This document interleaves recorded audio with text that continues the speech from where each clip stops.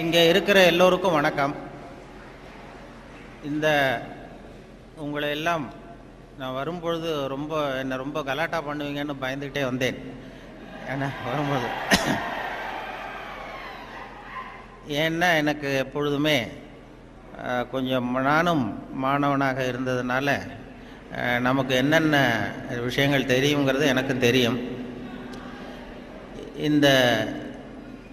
இந்த வளாகத்துக்கு அண்ணாமலை யூனிவர்சிட்டிக்கு நான் ஒரு 45 வருஷத்துக்கு முன்னாடி வந்திருக்கிறேன் முதல் தடவையாக. அப்போ உங்களை மாதிரி இருக்கும்பொழுது வந்தேன். ஒரு விண்ணப்ப படிவம் வாங்கிறதுக்காக வந்தேன். அதாவது அப்ளிகேஷன் ஃபாரம், அந்த விவசாய படிப்புக்காக வாங்கிட்டு போனேன். அதுக்கு பிறகு கோயம்புத்தூர் விவசாய கல்லூரியிலேயும் போய் வாங்கிட்டு வந்து 2 இடத்துக்கும் விண்ணப்பம் போட்டேன். அங்கேருந்து முதல்ல விண்ணப்பம் வந்தது, அதனால் அங்கே போய் சேர்ந்தேன். இல்லைன்னா இன்றைக்கி நானும் இங்கே ஒரு பழைய மாணவனாக இருக்க வேண்டிய ஆள் முன்னாடி அந்த விண்ணப்பம் இங்கே சேர்ந்துருக்கலாம்.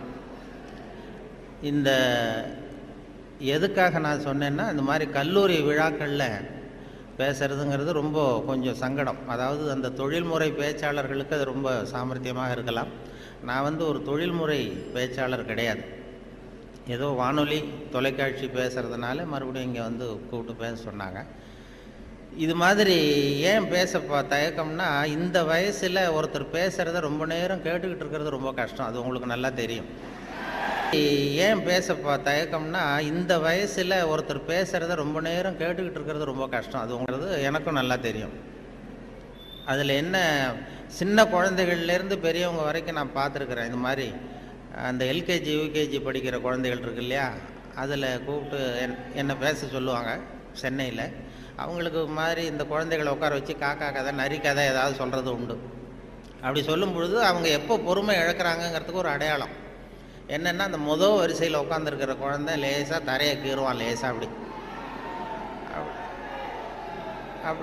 அப்படி இல்லைன்னா பக்கத்தில் இருக்கிறவனை ஒரு பென்சிலால் குத்துவான். இது அவன் பொறுமை இழக்கிறான்னு அர்த்தம். அதுபோல் ஒவ்வொரு இடத்துல, இப்போ பள்ளிக்கூடத்தில் ஹைஸ்கூலுன்னா கொட்டாய் விடுவார்கள். இப்போ காலேஜுன்னா இது மாதிரி பண்ணுவீங்க, ஏதாவது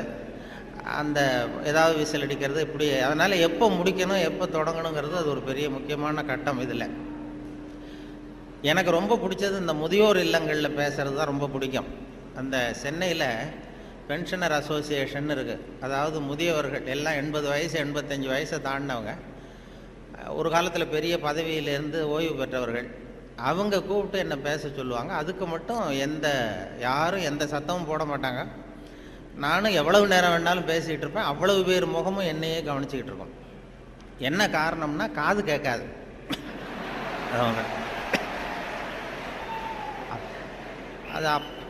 அதனால் அப்படி இருந்தால் அமைதியாக இருக்கலாம். இல்லைன்னா இப்படி. அதனால் இது ஒரு சத்தம்ங்கிறது இப்போ நம்ம நல்ல ஆக்டிவாக இருக்கிறோங்கிறதுக்கு ஒரு அடையாளம். நான் அதனால் இதில் என்ன பேசுறது எப்படி பேசுறதுங்கிறத பற்றி வரும்பொழுது சொன்னார்கள். நீங்கள் இது மாதிரி பேச்சாளர்கள் சில பேர் கேட்டுக்கிறது உண்டு. நான் எவ்வளோ நேரம் பேசணும்னு நினைக்கிறீங்க அப்படின்னு அந்த ஆர்கனைசரை அவங்க சொல்லுவாங்க. நீங்கள் எவ்வளோ நேரம் வேணாலும் பேசுங்க சார், நாங்கள் 10 நிமிஷத்துக்கு மேலே உட்காந்துருக்க மாட்டோம் அப்படின்னு சொல்லுகிறவர்கள் உண்டு. இங்கே வரும்பொழுது கேட்டேன், ஒரு மணி நேரத்துக்கு குறையாம 1.25 மணி நேரம் பேசணும், அது வரைக்கும் நாங்கள் தாக்கு பிடிப்போம்னு சில பேர் சொன்னாங்க. அது எப்படின்னு சொல்ல முடியாது. இங்கே வரும்பொழுதே ஏதோ உங்கள் பல் கோளரங்கத்துக்கு அவசியம் வாருங்கள்னு ஒரு போர்டு வச்சுருந்தீங்க. இங்கே அண்ணாமலை யூனிவர்சிட்டி வரும்பொழுது வழியில் பார்த்தேன். உங்கள் பல்லாண்டு காலம் பாதுகாப்பாக இருக்கணுமா அப்படின்னா எங்கள் பல் கோளரங்கத்துக்கு வாங்கோ அப்படின்னு விளம்பரம். அது நான் உடனே பயந்துட்டேன். பத்திரமா இருக்கணும்னா மரியாதையாக வந்துருங்க, இல்லைன்னா பல்ல உடச்சிருவேங்கிறது மாதிரி இருக்குது. நல்லா பாதுகாப்பாகணும், அவசியம் வாங்கணும்னு கூப்பிட்றது மாதிரி, ஏதோ அன்பாக கூப்பிட்றது மாதிரி மிரட்டுறதாக அதை உணர்ந்தேன். உங்களையெல்லாம் பார்க்கும்பொழுது எனக்கு என்னுடைய அந்த பழைய காலம்தான். கோயம்புத்தூர் விவசாய கல்லூரியில் போய் சேர்ந்தது. அப்போ தான் இந்த இந்திய எதிர்ப்பு போராட்டம் பெரிய பிரபலமாக நடந்த 65. அப்போ கோயம்புத்தூரில் நாங்கள் அங்கே அப்போ படிச்சுக்கிட்டு இருந்த நேரம் அது, அந்த காலம். அப்போல்லாம் இந்த ரேக்கிங் அதுவும் ஒரு பெரிய விஷயமா இருந்தது அப்போல்லாம். இப்போலாம் அது ஒரு பெரிய கட்டுப்பாட்டுக்கு வந்துருக்கு. நான் போய் முதல்ல சேர்ந்ததுமே விவசாய கல்லூரியில் கோயம்புத்தூரில் ஒரு சீனியர் மாணவர்கள் 2-3 பேர் வந்தாங்க. இங்கே கூப்பிட்டு போய் தனியாக அவங்க ரூமுக்கு அழைச்சிட்டு போய் நாங்கள் வந்து ஒன்றும் கலாட்டா பண்ண மாட்டோம், ஒன்றும் கேலி பண்ண மாட்டோம். ஆனால் நாங்கள் வந்து எங்களுடைய ரேங்கிங்கில் ஒரு நாகரிகம் இருக்கும்.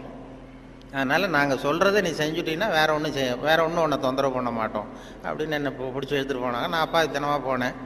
என்ன சார் செய்யணும்னு கேட்டேன். அந்த சீனியர் ஸ்டூடெண்ட்ஸ் என்ன சொன்னாங்கன்னா, நாங்கள் வந்து கொஞ்சம் பழைய துணியெலாம் வச்சுருக்குறோம், சலவைக்கு போட வேண்டியது.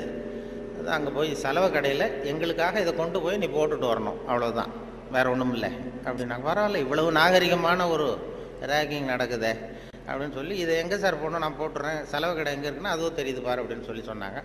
உடனே அவங்க பழைய துணியெல்லாம் மூட்டையை கட்டி கொண்டு போய் அப்படியே போட்டு நீ ரூமுக்கு போகலாம்ப்பா, வேறு ஒன்றும் நாங்கள் ஒன்றும் பண்ண மாட்டோம்ட்டாங்க. நான் இந்த பழைய துணியை தூக்கிட்டு போய் அங்கே கதவை தட்டி திறந்து விட்ற வெளில வந்தார். இந்தாங்க சார் என்னென்னு கேட்டபோது, இது பழைய துணி சலவைக்காக போட வந்தேன் அப்படின்னேன். யார் கொடுத்தது அப்படின்னு கேட்டார். அந்த பழைய மாணவர்கள், அந்த சீனியர் ஸ்டூடெண்ட்ஸு கொடுத்தாங்கன்னு. கவலைப்படாத, நீங்கள் வச்சுட்டு போ, நான் பார்த்துக்கிறேன், நான் தான் வார்டன். இது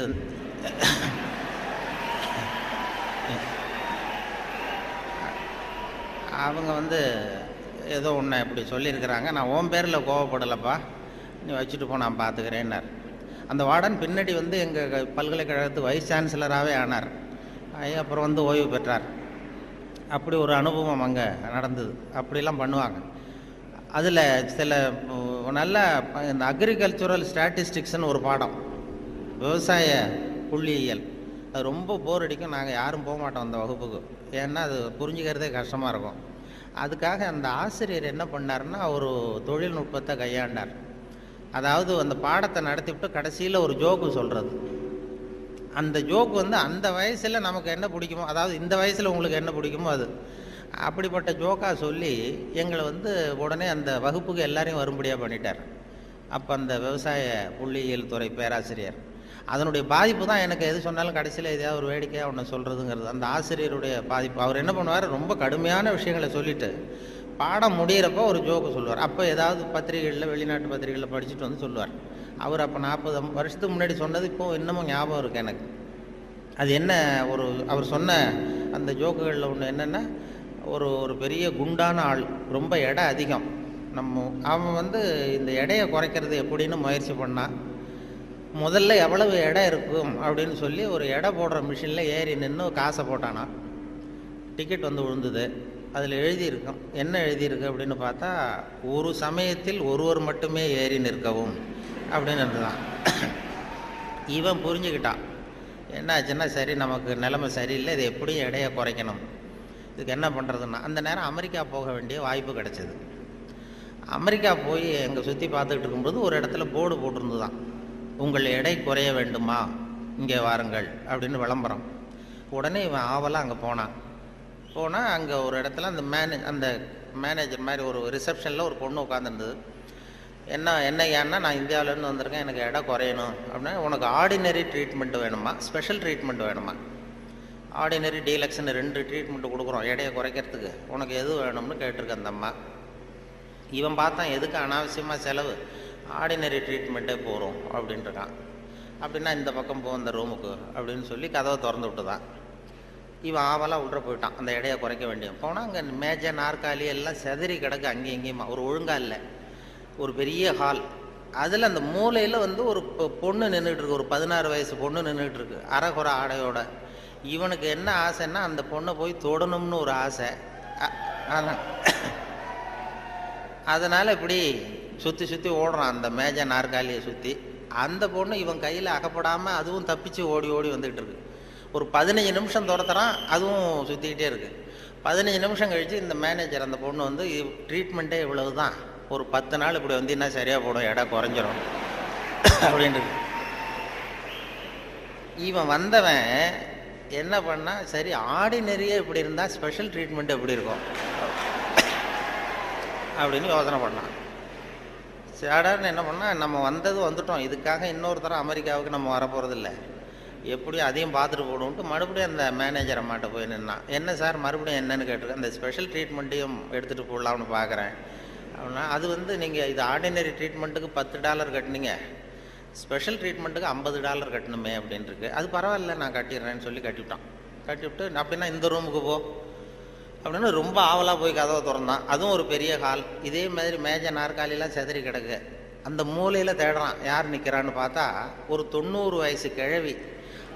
அவ இவனை துரத்துறா.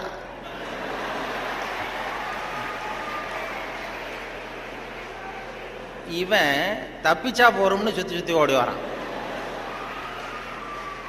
சுற்றி வந்து வெளியில் வந்து விறுவிறுக்க ஓடி வந்து போகிறோம் சார் அப்படின்னா, இது ஒரு 4 நாள்லேயே சரியாக போடுங்க உங்களுக்கு அப்படின்ட்டு வந்துட்டான். இதை எங்கள் ஆசிரியர் கோயம்புத்தூர் விவசாய கல்லூரியில் ஒரு பாடத்தை, கடுமையான பாடத்தை நடத்திவிட்டு, அக்ரிகல்ச்சுரல் ஸ்டாட்டிஸ்டிக்ஸுங்கிற பாடத்தை நடத்திட்டு கடைசியில் சொன்ன ஜோக் அது எங்களுக்கு, அதாவது வகுப்புக்கு தவறாமல் போகணுங்கிறதுக்காக அவர் சொன்னது அது. இப்போ அதனுடைய விளைவு என்னென்னா, இப்போ எனக்கு 45 வருஷம் 50 வருஷம் கழித்து அந்த ஜோக்கு ஞாபகம் இருக்குது, பாடம் மறந்து போச்சு. இப்படி தான் வந்து கடுமையான விஷயங்களை வந்து நம்மளை வந்து பண்ணி சொல்லி கொடுக்கறது வழக்கம். அதே போல் எனக்கு இந்த பொறியியல் துறைக்கும் வர வேண்டிய வாய்ப்பு கிடைச்சிது. நம்ம படித்து முடித்ததுமே சில பேர் எங்கள் பெற்றோர்கள் எல்லாரும் ஆலோசனை பண்ணாங்க, பொறியியலுக்கு அனுப்பலாம், இன்ஜினியர் ஆக்கலாம் பையனை அப்படின்னு. அப்புறம் எல்லாம் இப்போ சில பேர் சொன்னாங்க, அதுக்கெல்லாம் நம்ம பையன் சரியாக வரமாட்டான், அதுக்கெல்லாம் கொஞ்சம் புத்திசாலித்தனம் வேணும் அப்படி இப்படின்னு சொல்லி அதுதான் பண்ணி விட்டாங்க.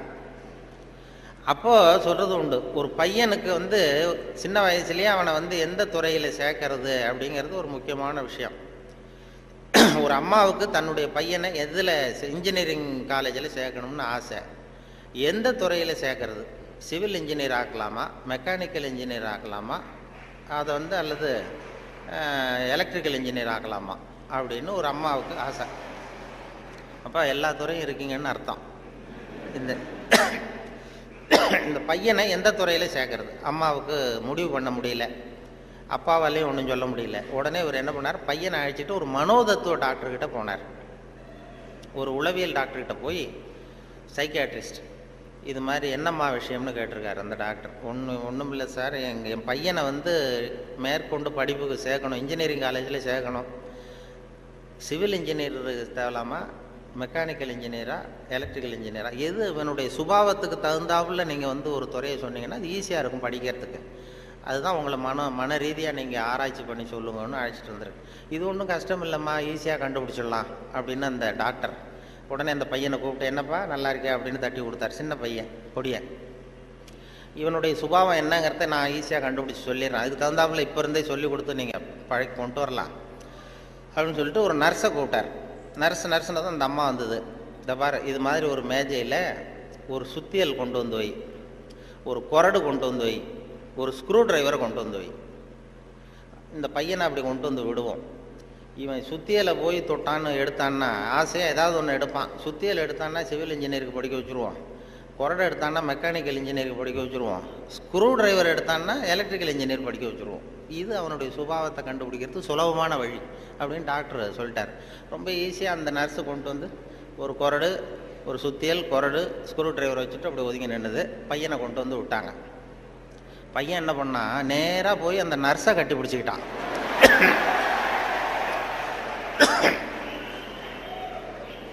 உடனே அந்த டாக்டர் சொன்னாராம், இவனை வந்து டாக்டருக்கு படிக்க வச்சுருங்க, அதுதான் அவனுக்கு அவன் சுபாவத்துக்கு பொருத்தமாக இருக்கும் அப்படின்னு சொல்லுவான். அப்படி ஒருத்தருடைய சின்ன வயசுலேயே நம்ம எந்த துறைக்கு கொண்டு போகலாம் என்ன ஏதுங்கிறது இளையும் பயிர் முளையில் தெரியும்பாங்கள்ல, சின்ன வயசுலேயே தெரிஞ்சிடும். அது பெரிய பெரிய இதெல்லாம். ஒரு பெரிய எழுத்தாளர் மேல்நாட்டில் பிற்காலத்தில் வந்து பெரிய எழுத்தாளர் ஆனாராம். அவருக்கு சின்ன வயசில் படிக்கும் பொழுது ஒரு கட்டுரை எழுத சொல்லியிருக்கிறார் வாத்தியார். என்ன கட்டுரைன்னா, விபத்து அப்படின்னு தலைப்பு. விபத்துன்னு சொல்லி ஒரு கட்டுரை அல்லது கதை எழுதுங்கன்னு சொல்லியிருக்கார். இந்த சின்ன பையனாக இருக்கும்போது எழுதுனானா. அவன் பிற்காலத்தில் பெரிய நாவலிஸ்ட், பெரிய எழுத்தாளர் ஆனான். சின்ன வயசுலேயே அவன் விபத்துங்கிற தலைப்புக்கு என்ன எழுதுனா, ஒவ்வொரு வரியிலையும் ஒவ்வொரு திருப்பம். அதாவது ஒரு 10வது மாடியில் ஒருத்தன் வெள்ளை அடிச்சுக்கிட்டு இருந்தான் அப்படின்னு எழுதுறான். 10வது மாடியில் வெளிப்பக்கமாக நின்றுக்கிட்டு ஒருத்தன் வெள்ளை அடிச்சுக்கிட்டு இருந்தான். துரதிர்ஷ்டவசமாக அந்த வெள்ளை அடித்தவன் கால் தவறி கீழே விழுந்துக்கிட்டு இருக்கான். அதிர்ஷ்டவசமாக அந்த நேரம் சாலையில் ஒரு வைக்கோல் வண்டி வந்து கொண்டிருந்தது. அடுத்த வரி. அடுத்தது, துரதிர்ஷ்டவசமாக அந்த வைக்கோலின் நடுவே ஒரு கடப்பாரை சொருகியிருந்தார்கள். அதிர்ஷ்டவசமாக இவன் அந்த கடப்பாறையில் விழவில்லை, துரதிர்ஷ்டவசமாக அவன் வைக்கோலிலும் விழாமல் தரையில் விழுந்து செத்து போட்டான் அப்படின்னு. இந்த ஆள் இதை எழுதினவன் பிற்காலத்தில் பெரிய எழுத்தாளர் ஆகிட்டாரான், பெரிய இதாகி. அப்படி வந்து சுபாவம் வந்து சின்ன வயசுலேயே தெரியும் யாராக இருக்கு என்ன அப்படின்னு சொல்லி. நமக்கெல்லாம் அது இந்த இப்போ நம்ம ஆசிரியர்களுக்கே சில சுபாவங்கள் உண்டு. அது உங்களுக்கெல்லாம் தெரிஞ்ச விஷயமா இருக்கும். ஒவ்வொரு அவங்கவுங்க துறை சம்மந்தப்பட்ட இதாக இருக்கும். அதாவது ஒரு 3 பேராசிரியர்கள் ஒரு ஊருக்கு போனாங்க.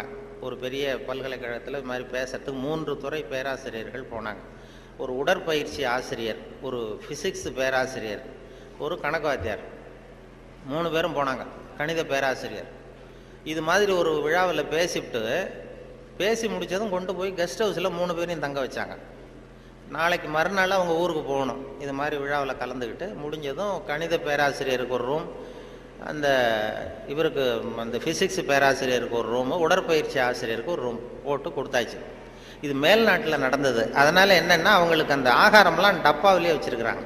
அந்த டப்பாவில் டின்னு ஃபுட்டுங்கிறாங்கல்ல, அது மாதிரி டின்னில் அடைச்சி அவங்க ரூமில் வேண்டிய ஆகாரமெல்லாம் வச்சு கொடுத்துட்டாங்க. கொண்டு போய் விட்டு வந்துட்டாங்க. அந்த வந்துட்டு மறுநாள் காலையில் எழுந்திரிச்சார் இந்த ஆர்கனைசர். அப்போ தான் அவருக்கு அப்படியே பதறி போயிட்டார். ராத்திரி அந்த 3 பேராசிரியர்களுக்கும் 3 டப்பாவில் உணவு கொடுத்தோம், ஆகாரம். அதை திறக்கிறதுக்கான கருவியை கொடுக்காம வந்துட்டோம். திறக்கிறதுக்கு ஒரு பொருள் அது இல்லாமல் கொடுத்தோம். எப்படி அவங்க டப்பாவை திறந்தாங்களா சாப்பிட்டாங்களா என்னன்னு தெரியல அப்படின்னு ஒரு பதறி போய் விடிஞ்சதும் ஓடுறாரு விழுந்தடிச்சு. இந்த வரவேற்ற ஓடி போய் முதல்ல அந்த உடற்பயிற்சி ஆசிரியர் கதவை திறந்தாராம். ரூமை திறந்தா அவர் நிம்மதியாக தூங்கிட்டு இருக்காரு. டப்பா திறந்து கிடக்கு, சாப்பிட்டுட்டு நிம்மதியாக தூங்கிட்டு இருக்காரு. உடனே இவர் போய் தட்டி எழுப்பி, எப்படி சார் அந்த டப்பாவை திறந்தீங்க, அந்த இதை கொடுக்கலையே நாங்கள் உங்களுக்கு அப்படின்னு. இது என்ன சார், உடல் பலம் தான் சார் முக்கியம், டப்பாவை பலம் ஓங்கி கீழே அடித்தேன் திறந்துட்டுது, அது என்ன பெரிய காரியம் அப்படின்னு சொல்லி உடற்பயிற்சி செஞ்சுட்டேன், அதனால் சாப்பிட்டேன் இருக்கார். பரவாயில்ல சார் அப்படின்னு சொல்லி அடுத்த ரூமுக்கு ஓடி இருக்கார். அங்கே ஃபிசிக்ஸ் வாத்தியார் உட்காந்துருக்கார். அவரும் அதே மாதிரி நிம்மதியாக தூங்கியிருக்காரு. இது டப்பா திறந்து கிடக்கு. போய் திறந்து, எப்படி சார் திறந்தீங்க நீங்கள் டப்பாவை அப்படின்னா, அது என்ன சார், எந்த இடத்துல ப்ரெஷர் கொடுக்கணும்னு எனக்கு தெரியும், அந்த இடத்துல அழுத்தினா திறந்துட்டுது டப்பா, அது நமக்கு டெக்னிக்கு வந்தது தானே அப்படின்னு அந்த திறந்து சாப்பிட்டேன்ட்டார். இவர் அப்பாடா நிம்மதியாக போச்சு. அடுத்தது கணக்கு வாத்தியார் ரூமுக்கு ஓடினார். அங்கே போனால் அவர் தூங்கவும் இல்லை, டப்பாவும் திறக்கலை, மூடியே இருக்கு. என்ன பண்ணுறீங்க அப்படின்னு சொல்லி அந்த கணக்கு ஏதோ ஒரு எழுதிட்டு இருக்காரு பேப்பரில். கணக்கு வாத்தியார், என்ன சார் பண்ணிட்டு இருக்கீங்க அப்படின்னு கேட்டிருக்காரு. அவர் ஒன்றும் இல்லை, அஸ்யூம் தி டப்பா இஸ் ஓப்பன் அப்படின்னு சொல்லி மேற்கொண்டு கணக்கு போட்டுக்கிட்டு இருக்காரு சார் அப்படின்னாராம். இது ஒவ்வொருத்தருக்கும் ஒரு சுபாவங்கிறது அது இயல்பாக அமையிறது. ஆசிரியர்களுக்கு எல்லாருக்குமே அப்படி அமையிறது. என்னோட படித்தவர்கள் இன்னைக்கு பல பேர், ஒருத்தன் தான் ஒரு சின்ன வயசில் ஒரு பையன் ஜானகிராமன் ஒருத்தன் பக்கத்தில் என்ன பென்சிலாலேயே குத்திக்கிட்டு இருப்பான். இன்னைக்கு அவன் கும்பகோணத்தில் இன்றைக்கி பெரிய டாக்டர், எல்லாருக்கும் ஊசி போட்டுக்கிட்டுறான். அப்படி சின்ன வயசுலேயே சுபாவம், அங்கே யார் எப்படி வருவாங்க அப்படின்னு தெரியும். அவங்களுடைய அந்த படிக்கும் பொழுதே அந்த இது தெரியும். என்னோட படித்தவர்கள் நிறைய பேர் அது மாதிரி ஒவ்வொரு துறையில் வந்திருக்கிறாங்க. சில பேர் இந்த நான் சொன்னது மாதிரி மேல்நாட்டில் ஒரு பெரிய பிரபலமான வக்கீல். அந்த வக்கீல் சின்ன வயசு அவர்கிட்ட வாதாடுறதுக்கு எல்லாரும் பயப்படுவாங்களாம். அந்த வக்கீல் சின்ன வயசில் எப்படி இருந்தான் அப்படின்னு சொல்லி அவங்க அம்மா சொல்லியிருக்கிறாங்க ஒரு பேட்டியில். அவங்க இந்த பையன் இவன் சின்ன வயசுலேயே வருங்காலத்தில் பெரிய வக்கீல் ஆகிடுவான்னு எனக்கு தெரியும் அப்படின்னு சொல்லியிருக்கிறாங்க. என்ன பண்ணான்னா, அப்பா பேப்பர் படிச்சுட்டு உட்காந்துருக்காரு, அம்மா சமயக்கட்டில் இருக்கிறாங்க.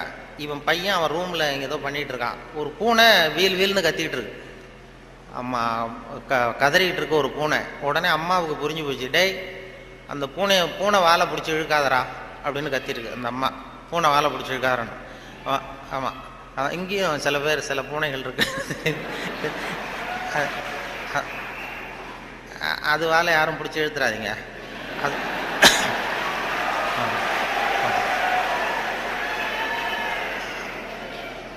பூனை வாழை பிடிச்சிருக்காருன்னு அந்த அம்மா கத்திருக்கு. அப்பா அவன் சொன்னானா, அம்மா நான் பூனை வாழை பிடிச்சி இழுக்கல, பூனை தான் அது வாழை பிடிச்சி இழுத்துக்கிட்டு இருக்குன்றான். நான் ஒன்றும் பூனைக்கு இடைஞ்சல் பண்ணல, பூனை தான் வாழை இழுத்துக்கிட்டு இருக்கு, நான் அது வாழை இழுக்கலன்றான். ஓடி போய் பார்த்துருக்குறாங்க அம்மாவும் அப்பாவும். பார்த்தா இவன் பூட்ஸு காலால் மிரிச்சுக்கிட்டு இருக்கான், பூனை வாழை இழுத்துக்கிட்டு இருக்கு. அவன் பிற்காலத்தில் பெரிய வக்கீல் ஆகிட்டான். அதாவது ஒரு தான் பேரில் தப்பு இல்லைங்கிறது மாதிரி பேசினா பாருங்க. அவங்க அம்மா வந்து சொல்லியிருக்கு. இப்படி அது சின்ன வயசில் அவங்கவுங்களுக்கு அந்த இது இருக்கும். சில பேருக்கு ஆராய்ச்சி விஞ்ஞான மனோபாவம் வந்துடும். விஞ்ஞானம் சில பேர் சின்ன வயசுலேயே ஒருத்தன் மூஞ்சில் ஒருத்தன் குத்திட்டு இருப்பான். சின்ன இளம் வயசுலேயே ஒருத்தன் மூஞ்சில் ஒருத்தன் குத்திட்டு இருப்பான். அவங்கெல்லாம் பிற்காலத்தில் சட்டசபைக்கு வரலாம். சட்டசபைக்கு வந்து பெரிய அவங்கவுங்க சுபாவத்துக்கு தகுந்த மாதிரி ஒரு துறையை தேர்ந்தெடுக்கணும். அதனால் இதில் எல்லாம் இப்போ பொறியியல் மாணவர்கள் தான் இருக்கிறாங்களா, எல்லாரும் கலந்துருக்கிறாங்களான்னு தெரியல. ஏன்னா நீங்கள் எல்லாம் ரொம்ப கொடுத்து வச்சவர்கள். இந்த பள்ளிக்கூடத்தில் இது இப்படிப்பட்ட ஒரு பெரிய நிறுவனத்தில் படித்தவங்கலாம் இன்றைக்கி பெரிய பெரிய அளவில் இருக்கிறாங்க. அதனுடைய ஒரு விழா கொண்டாடுதுன்னா அதெல்லாம் ரொம்ப மரியாதை மதிப்பாக உள்ளது. என்னை பற்றி அறிமுகப்படுத்தினவர் ஏதோ நான் பெருசாக என்னை பற்றி ரொம்ப பெருமையாக சொன்னார். அவர் அவ்வளவு பெருமையாக சொன்னதுக்கு காரணம் என்னென்னா அவ்வளவு நானே எழுதி கொடுத்தது. வேற அது ஏன்னா வந்ததுமே ஒரு பேப்பரை கொடுத்து, அந்த கெஸ்ட் ஹவுஸுக்கு போகும்பொழுது ஒரு 2 பேப்பரை கொடுத்து உன்னை பற்றி எழுதிட்டு வான்னு சொல்லி கொடுத்து அனுப்புனார். உடனே எழுதிட்டு வந்து கொடுத்தேன். அப்படியே படித்தார். அது இவ்வளவு தூரம் விடாமல் சொல்லுவார்னு தெரிஞ்சிருந்தால் இன்னும் கூட எழுதி கொடுத்துருக்கலாம் கொஞ்சம். அது என்ன அதில் வேற இவரை பற்றி அறிமுகப்படுத்துறதுக்கே இது அவசியம் இல்லை, எல்லாருக்கும் தெரியும், இருந்தாலும் சொல்கிறேன் அப்படின்னு சொல்லி அவர் அதை படிக்கிறது. இது ஒரு சம்பிரதாயம்தான். ஒரு கூப்பிடும்பொழுது ஒரு இதில் அதே போல் உட்காந்து பேசுறியா நின்றுட்டு பேசுறியான்னு வேற கேட்டாங்க. அது எப்படி நீங்கள் ஏற்பாடு பண்ணியிருக்கிறீங்களோ அப்படி பேசிடுறோம் சார், இதில் என்ன அப்படின்னு 2 இருந்தது. உட்காந்து பேசு. ஏன்னா இந்த பேச்சாளர்கள் கடவுளுக்கு தான் 3 கோலங்கள் சொல்லுவாங்க. நின்ற கோலம், அமர்ந்த கோலம், கிடந்த கோலம் அப்படின்னு இந்த ஆன்மீகத்தில் சொல்லுவாங்க. நின்ற கோலத்தில் அருள் பண்ணுறவர் யார்? திருப்பதி வெங்கடாஜலபதி அப்படி வைங்களேன். அமர்ந்த கோலம்னு பார்த்தா ஐயப்ப சாமி அமர்ந்த கோலம். இதை தவிர கிடந்த கோலத்தில் அருள் பண்ணுற சாமி இருக்குது. அது என்னென்னா ஸ்ரீரங்கம் பள்ளிகொண்ட பெருமாள். அது வந்து படுத்திருக்கும். இப்படி 3 கோலத்தில் ஆண்டவன் கோலங்கள் உண்டு. அது எதுக்கு சொல்கிறேன்னா, அதே மாதிரி நம்ம ஊரில் பேச்சாளர்களுக்கும் 3 கோலங்கள் உண்டு. அது நின்ற கோலத்தில் பேசுகிறவர்கள் அரசியல்வாதிகள். அவங்களுக்கு நின்னா தான் பேச்சு வரும், உட்காந்து பேச்சு. அமர்ந்த கோலத்தில் பேசுகிறவங்க ஆன்மீகவாதிகள். இப்போ நடமாடும் பல்கலைக்கழகம் நாவலர் நெடுஞ்செழியன் இருந்தார் இல்லையா, இங்கே படித்தவர். அவர் வந்து ரேடியோவுக்கு பேச வந்தார். அமைச்சராக இருக்கும்பொழுது திருக்குறளுக்கு உரை எழுதினார். அப்போ நான் கூப்பிட்டு ரேடியோவில் அவரை பேட்டி எடுத்து பதிவு பண்ண வேண்டிய பொறுப்பு எனக்கு. அவரை கூப்பிட்டுட்டு வந்து அறையில் உட்கார வச்சு பேசிகிட்டு இருக்கோம். அது மாதிரி பதிவு பண்ணுறதுக்கு போகிறேன். அப்படி போய் உட்கார வச்சா வானொலி நிலையத்தில் இப்படி தான் ஏற்பாடு பண்ணி வச்சுருப்போம். உட்காந்து பேசுனா, தம்பி இங்கே வா, நான் வந்து எனக்கு உட்காந்தா பேச்சு வராது, நின்றுட்டே பேசிடுறேன், இந்த மைக்கை கொஞ்சம் தூக்கி வசதி வையினார். அப்புறம் அவர் உயரத்துக்கு மைக்கை தூக்கி வச்சு அப்புறம் பதிவு பண்ணேன். இது அவங்களுக்கு பழக்கத்தில் மேடையில் நடமாடும் பல்கலைக்கழகம் எதை வேணாலும் பேசுவார். உட்காந்தா கொஞ்சம் தயக்கம் வந்தது.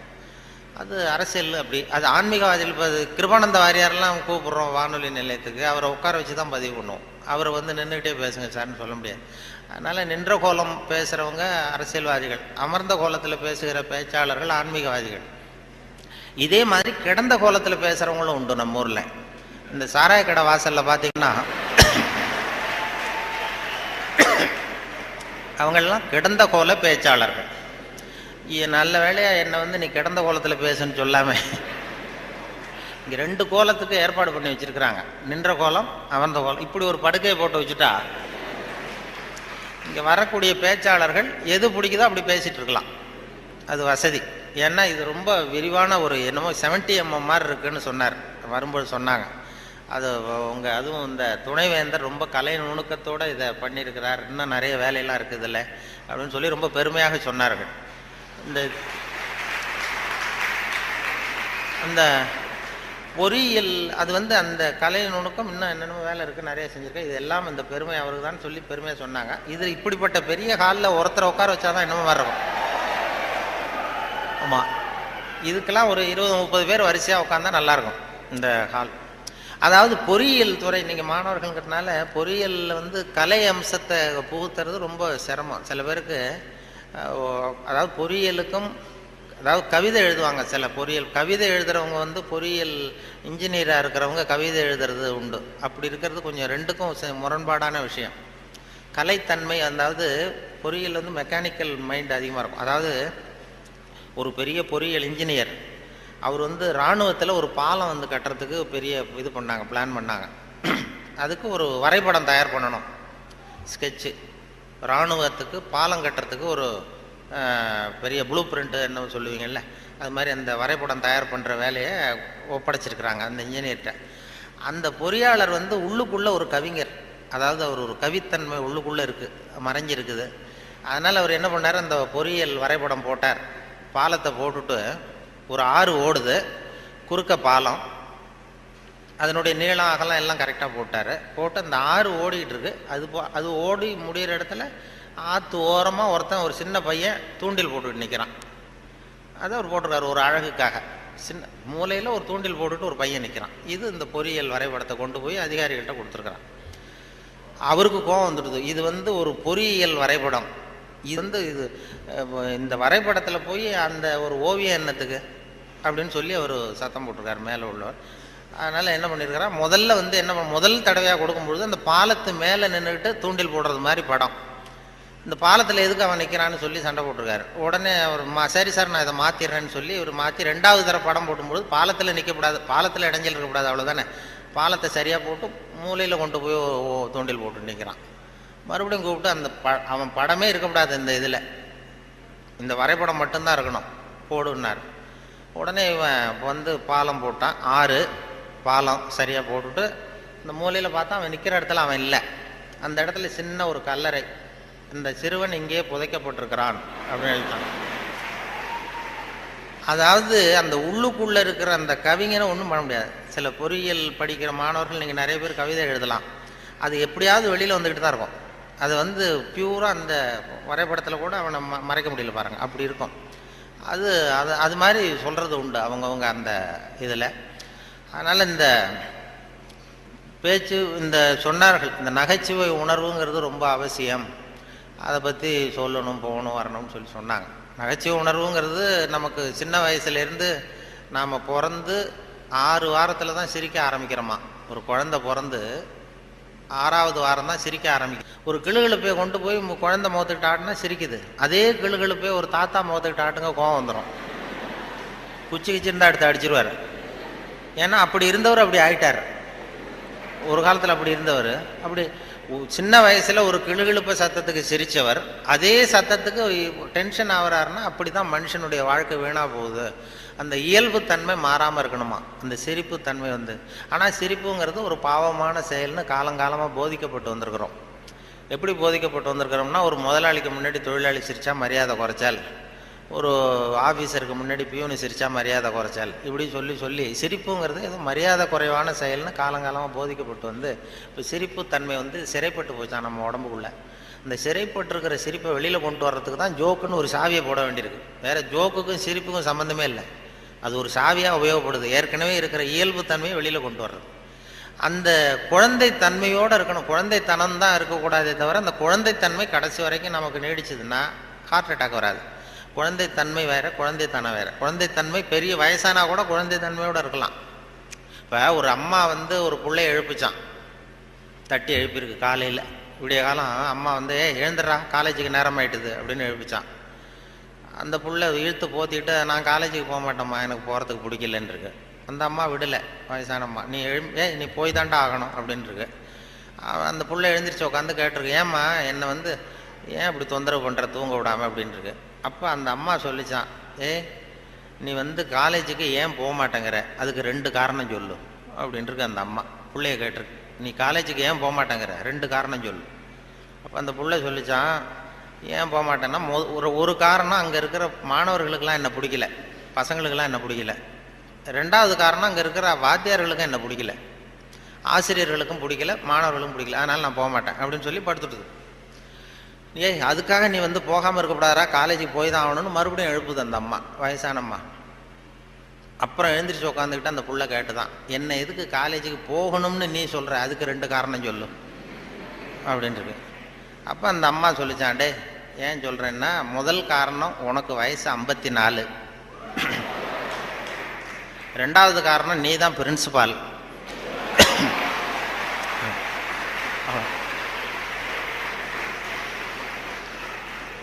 அதாவது 54 வயசுலேயும் அவர் குழந்தைத்தன்மையோடு இருக்கார் பாருங்க. அவங்க அம்மாவுக்கு அது புள்ள தானே, அதுதான் குழந்தைத்தன்மைங்கிறது, குழந்தைத்தனம் இல்லை. இது குழந்தைத்தனங்கிறது வேற, குழந்தைத்தன்மைங்கிறது வேற. அந்த குழந்தைத்தன்மை மாறாமல் மனுஷன் வாழணும்னு சொல்லி இப்போ சொல்கிறாங்க. நமக்கு வருகிற நோய் நொடிக்கெல்லாம் அதுதான் காரணம். இப்போ ஹார்ட் அட்டாக்கு திடீர்னு வர்றதுக்கு அதுதான் காரணம். மன இருக்கம் வரக்கூடாது. எல்லாரையும் குழந்தைய ஆக்க முடியாது, ஆனால் குழந்தைத்தன்மையை நம்ம வளர்த்துக்கலாம். இந்த 200 தடவை சிரிப்பு தன்மையே இருந்துகிட்டு இருக்கலாம். இப்போ எல்லாரையும் குழந்தை ஆக்கிறதுக்கு வழி விஞ்ஞானத்தில் இது வரைக்கும் வழி கிடையாது. ஒரு டாக்டர் கண்டுபிடிச்சாராம். ஒரு டாக்டர் என்ன கண்டுபிடிச்சாருன்னா, ஒரு மாத்திரை சாப்பிட்டா 1 வயசு குறையும் அப்படின்னு ஒரு மாத்திரையை கண்டுபிடிச்சாராம் ஒரு டாக்டர். ஒரு மாத்திரை சாப்பிட்டீங்கன்னா 1 வயசு குறையும். உடனே ஒரு பாட்டி அம்மா போச்சு, 90 வயசு பாட்டி, எனக்கு ஒரு பாட்டில் மாத்திரை கொடுங்க டாக்டர் அப்படின்னு வாங்கிட்டு வந்துருக்கு. வாங்கிட்டு வந்து ஒரு மாத்திரை சாப்பிட்டா 1 வயசு குறையும்னாரா. மறுநாள் ஒரு 30 வயசு பொண்ணாக மாறி இது போயிருக்கு. முத நாள் 90 வயசு பாட்டியாக போச்சு, 30 வயசு பொண்ணாக மாறி அதே டாக்டர்கிட்ட போச்சு. இடுப்பில் ஒரு வயசு கை குழந்தை, அது சட்டை கிட்ட போடாமல் கட்டவரில் வாயில் வச்சுட்டு உட்காந்துருக்கு. தூக்கிக்கிட்டு அதே டாக்டர்கிட்ட போயிருக்கு. போனதும் அந்த டாக்டர்கிட்ட சொன்னேன், ஏம்மா வந்திருக்கேன்னு கேட்டார். ஒன்றும் இல்லை டாக்டர், நேற்று உங்ககிட்ட வந்தேன், மாத்திரை கேட்டேன், ஒரு மாத்திரை சாப்பிட்டா 1 வயசு குறையும். நீங்கள் நான் ஒரு பாட்டில் மாத்திரை வாங்கிட்டு போனேன், ஏதோ ஒரு ஆர்வத்தில் ஒரு 30-40 மாத்திரையை சேர்த்து சாப்பிட்டேன், அதனால் இப்படி ஐட்டம் பாருங்கள் அப்படின்ட்டுருக்கு. டாக்டர் சொன்னார், இதுக்கு ஏமா வருத்தப்படுற, எல்லாரும் வயசு குறையணும்னு தான் நினைக்கிறாங்க, உனக்கு வயசு குறைஞ்சிட்டது, சந்தோஷப்படு, இதுக்கே மறுபடியும் என்னை தேடிட்டு வந்தேன்னா. அப்போ இந்த அம்மா சொல்லிச்சான், என்னை பற்றி பரவாயில்ல டாக்டர், இடுப்பில் பாருங்கள் 1 வயசு கை குழந்தை, இது ரொம்ப ஆர்வத்தில் ஒரு 70-80 மாத்திரையை சாப்பிட்டு விட்டுது, இது என் வீட்டுக்காரர்.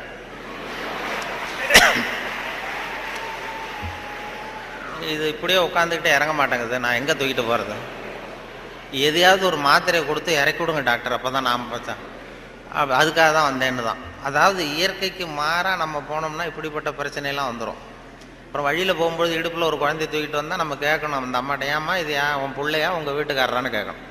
அப்படி குழப்பம் வந்துடும். இயற்கையை மாற்ற முடியாது, ஆனால் அந்த குழந்தை தன்மையை நம்ம கொண்டு வரலாம், அதுக்காக சொல்லுவாங்க.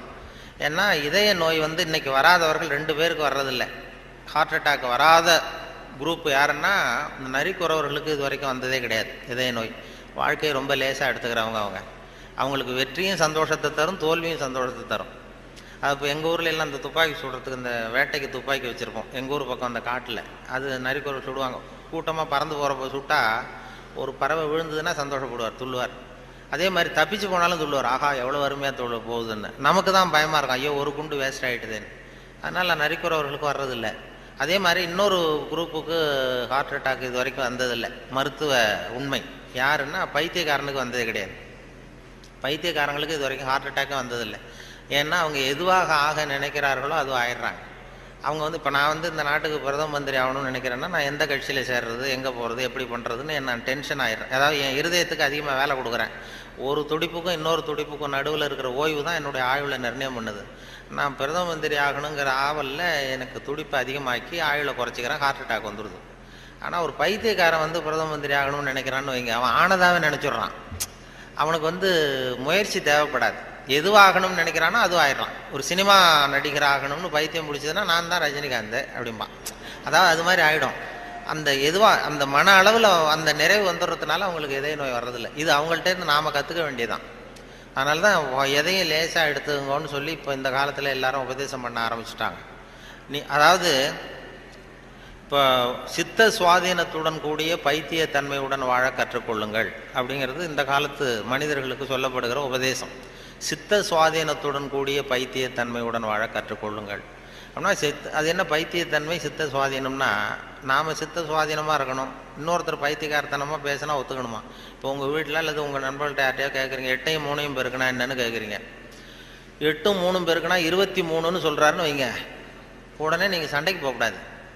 தப்பு, நீ சொல்கிறது தப்புன்னு சண்டை போகக்கூடாது. பரவாயில்ல, நீ 23ன்னு இது நினச்சிருக்க, நான் 24ன்னு எனக்கு சொல்லி கொடுத்துருக்குறாங்க. சரி, உங்கள் வாத்தியார் அப்படி சொல்லி கொடுத்துருக்காரு, எங்கள் வாத்தியார் அப்படி சொல்லி கொடுத்துருக்காரு, ஒன்று தானே வித்தியாசம். அதுவும் வாய்ப்பாட்டில் எத்தனையோ எடிஷன்லாம் இருக்குது இல்லையா, அதனால் பரவாயில்ல அப்படின்ட்டு போயிடணும். இதுதான் சித்த சுவாதீனத்துடன் கூடிய 24 தான் உண்மைங்கிறது தெரியும் நமக்கு, சரிங்கிறது. 23ஐயும் சரின்னு ஒத்துக்கிறோம் பாருங்கள், அதை தான் சித்த சுவாதீனத்துடன் கூடிய. அப்படி இருக்கிறவங்களுக்கு இதய நோய் வராதான். அது துல்லியம்ங்கிறது அதில் வேணும். அதாவது இப்போ ஒரு மாணவன் படிச்சுட்டு இன்டர்வியூக்கு போனான், ஒரு பேங்க் உத்தியோகம். அங்கே கேள்வி கேட்டாங்க, 8ஐயும் 3ஐயும் பெருக்குனா என்னப்பான்னு. அவன் சொன்னான், 8ஐயும் 3ஐயும் பெருக்குனா 23ன்னு சொல்லிட்டான், வாய் தவறி சொல்லிட்டான். சரி, போயிட்டு வான்ட்டாங்க இன்டர்வியூவில். வெளியில் வரும்பொழுது யோசித்தான், இது என்ன ஒரு சின்ன கணக்கு தானே கேட்டாங்க, இது தப்பாக சொல்லிட்டோமே, 8-3-23 சொல்லிட்டோமே, இது கூட தெரியலன்னா நமக்கு எப்படி பேங்க்கில் வேலை கிடைக்கும்? நிச்சயமாக நமக்கு இந்த வேலை இல்லை, ஏதோ உளறிவிட்டோம் அப்படின்னு சொல்லி போயிட்டான் வீட்டுக்கு. வீட்டுக்கு போனால் ஒரு வாரத்தில் அப்பாயின்மெண்ட் ஆர்டர் வந்துட்டுது அவனுக்கு, நீ வந்து வேலையில் சேர்ந்துக்கிடான்னு. உடனே அப்போ அவன் நினச்சானா, சரி நாம் பதில் சொன்னதை அவரும் சரியாக காதில் வாங்கலை போல இருக்கு, கேள்வி கேட்டவரும், அதனால் இது சொல்லிடக்கூடாது, பேசாமல் போய் வேலையில் சேர்ந்துருவோம் அப்படின்னு போய் நேராக போய் வேலையில் சேர்ந்துட்டான். சேர்ந்து வேலை பர்மனெண்ட் ஆனதுக்கப்புறம் அந்த மேனேஜர்கிட்ட போய் உக்காந்தான்.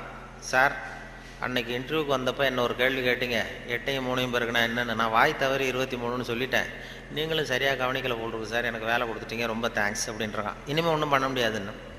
அப்போ அந்த மேனேஜர் சொன்னார், அப்படி இல்லைப்பா, அன்னைக்கு இன்டர்வியூக்கு வந்தது ஒன்றையும் சேர்த்து 294 பேர் வந்தீங்க இன்டர்வியூக்கு, நான் 294 பேர்கிட்ட இந்த கேள்வி கேட்டேன், 8-3 பேருக்குன்னா என்னென்னு, நீ சொன்னது தான் நியரஸ்ட் கரெக்ட் ஆன்சர்,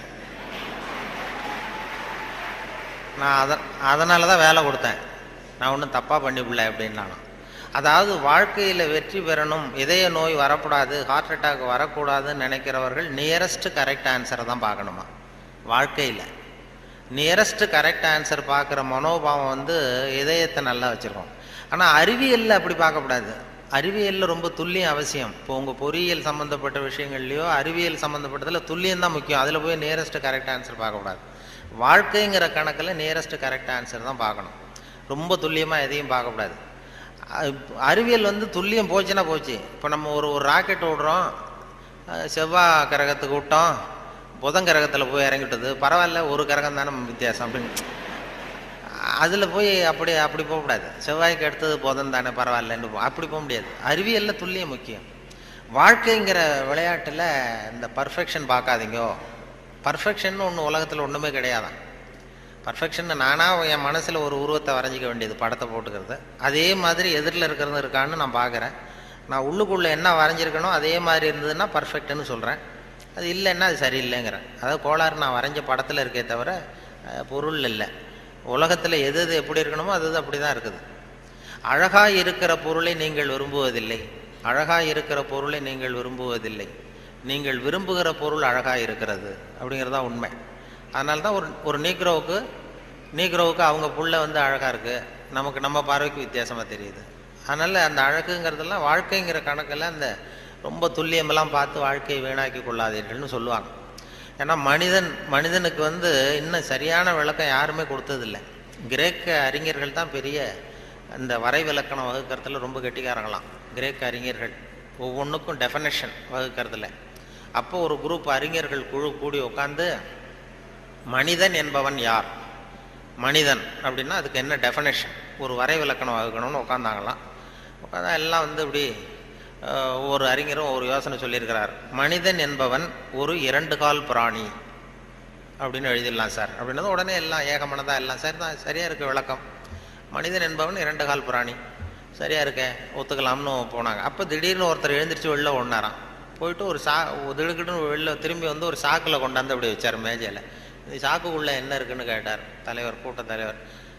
உங்கள் வரைவிலக்கணப்படி, உங்கள் டெஃபனேஷன் படி உள்ள ஒரு மனுஷன் இருக்கான், மனிதன் என்பவன் ஒரு 2 கால் பிராணின்னு தானே சொன்னீங்க அப்படின்னு சொல்லி திறந்தா ஒரு கோழி நிற்கிது.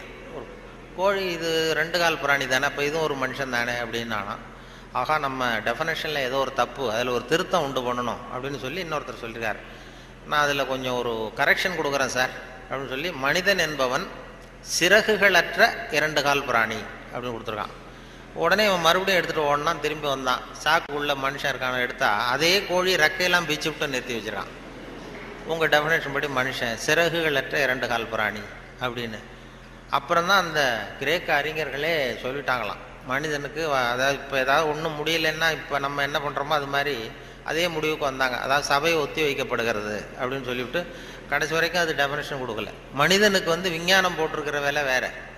விஞ்ஞானம் கெமிஸ்ட்ரி என்ன சொல்லுதுன்னா, ஒரு சராசரி மனுஷ உடம்புல இருக்கிற கால்சியத்தை மட்டும் தனியாக எடுத்தால் ஒரு சின்ன ரூமுக்கு வெள்ளை அடிக்கலாம். ஒரு சராசரி மனுஷ உடம்புல இருக்கிற கொழுப்பை மட்டும் தனியாக எடுத்தால் ஒரு 10 சோப்பு கட்டி தயார் பண்ணலாம். ஒரு சராசரி மனுஷன் உடம்புல இருக்கிற பாஸ்பரஸை மட்டும் தனியாக எடுத்தால் ஒரு 40 நெருப்புக்குச்சி தயார் பண்ணலாம். ஒரு சராசரி மனுஷ உடம்புல இருக்கிற இரும்பு சத்தை மட்டும் தனியாக எடுத்தால் 2 கலாணி 2 செய்யலாம். இவ்வளவுக்கு மொத்தமாக விலை போட்டால் 42 ரூபா 50 காசு. இதுதான் கெமிஸ்ட்ரி நமக்கு போட்டிருக்கிற விலை. ஒரு மனுஷனுக்கு ரசாயன விஞ்ஞானம் போட்டிருக்கிற விலை அவ்வளவுதான். அவன் எப்போ அவன் அவனுடைய வேல்யூ கூடும்னா அவன் எப்படி நடந்துக்கிறாங்கிறத பொறுத்து தான். அதுவும் மனுஷன் உயிரோடு இருக்கிற வரைக்கும் தான் 42-50 காசு. மிருகங்கள் அவனை விட பெருசாக இருக்கு. செத்ததுக்கு அப்புறம் வேல்யூ கூடுது. கடையில் பாருங்கள், உயிர் கோழி 50 ரூபா, உரித்த கோழி 60 ரூபான்னு போட்டுருவோம். செத்ததுக்கு அப்புறம் 10 ரூபா கோடி போடும்.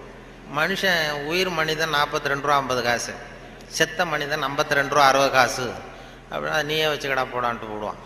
அது அப்படி எப்படி வாழணுங்கிற அந்த வாழ்க்கை நெறிகள்லாம் பெரியவர்கள் நிறைய பேர் அதை பற்றி இது பண்ணி சொல்கிறாங்க. அதனால தான் அவங்ககிட்டேருந்து கற்றுக்கிட்டு நம்ம நல்ல பழக்க வழக்கங்கள் நம்மக்கிட்ட இருக்கிற அந்த திருக்குறளை பற்றி இப்போ தான் அதை பற்றி நிறைய பேர் பேச ஆரம்பிச்சிருக்கிறாங்க. திருக்குறளுங்கிறது அதனுடைய அருமை பெருமையெல்லாம் எப்படி வந்தது போச்சுன்னு சொல்லி.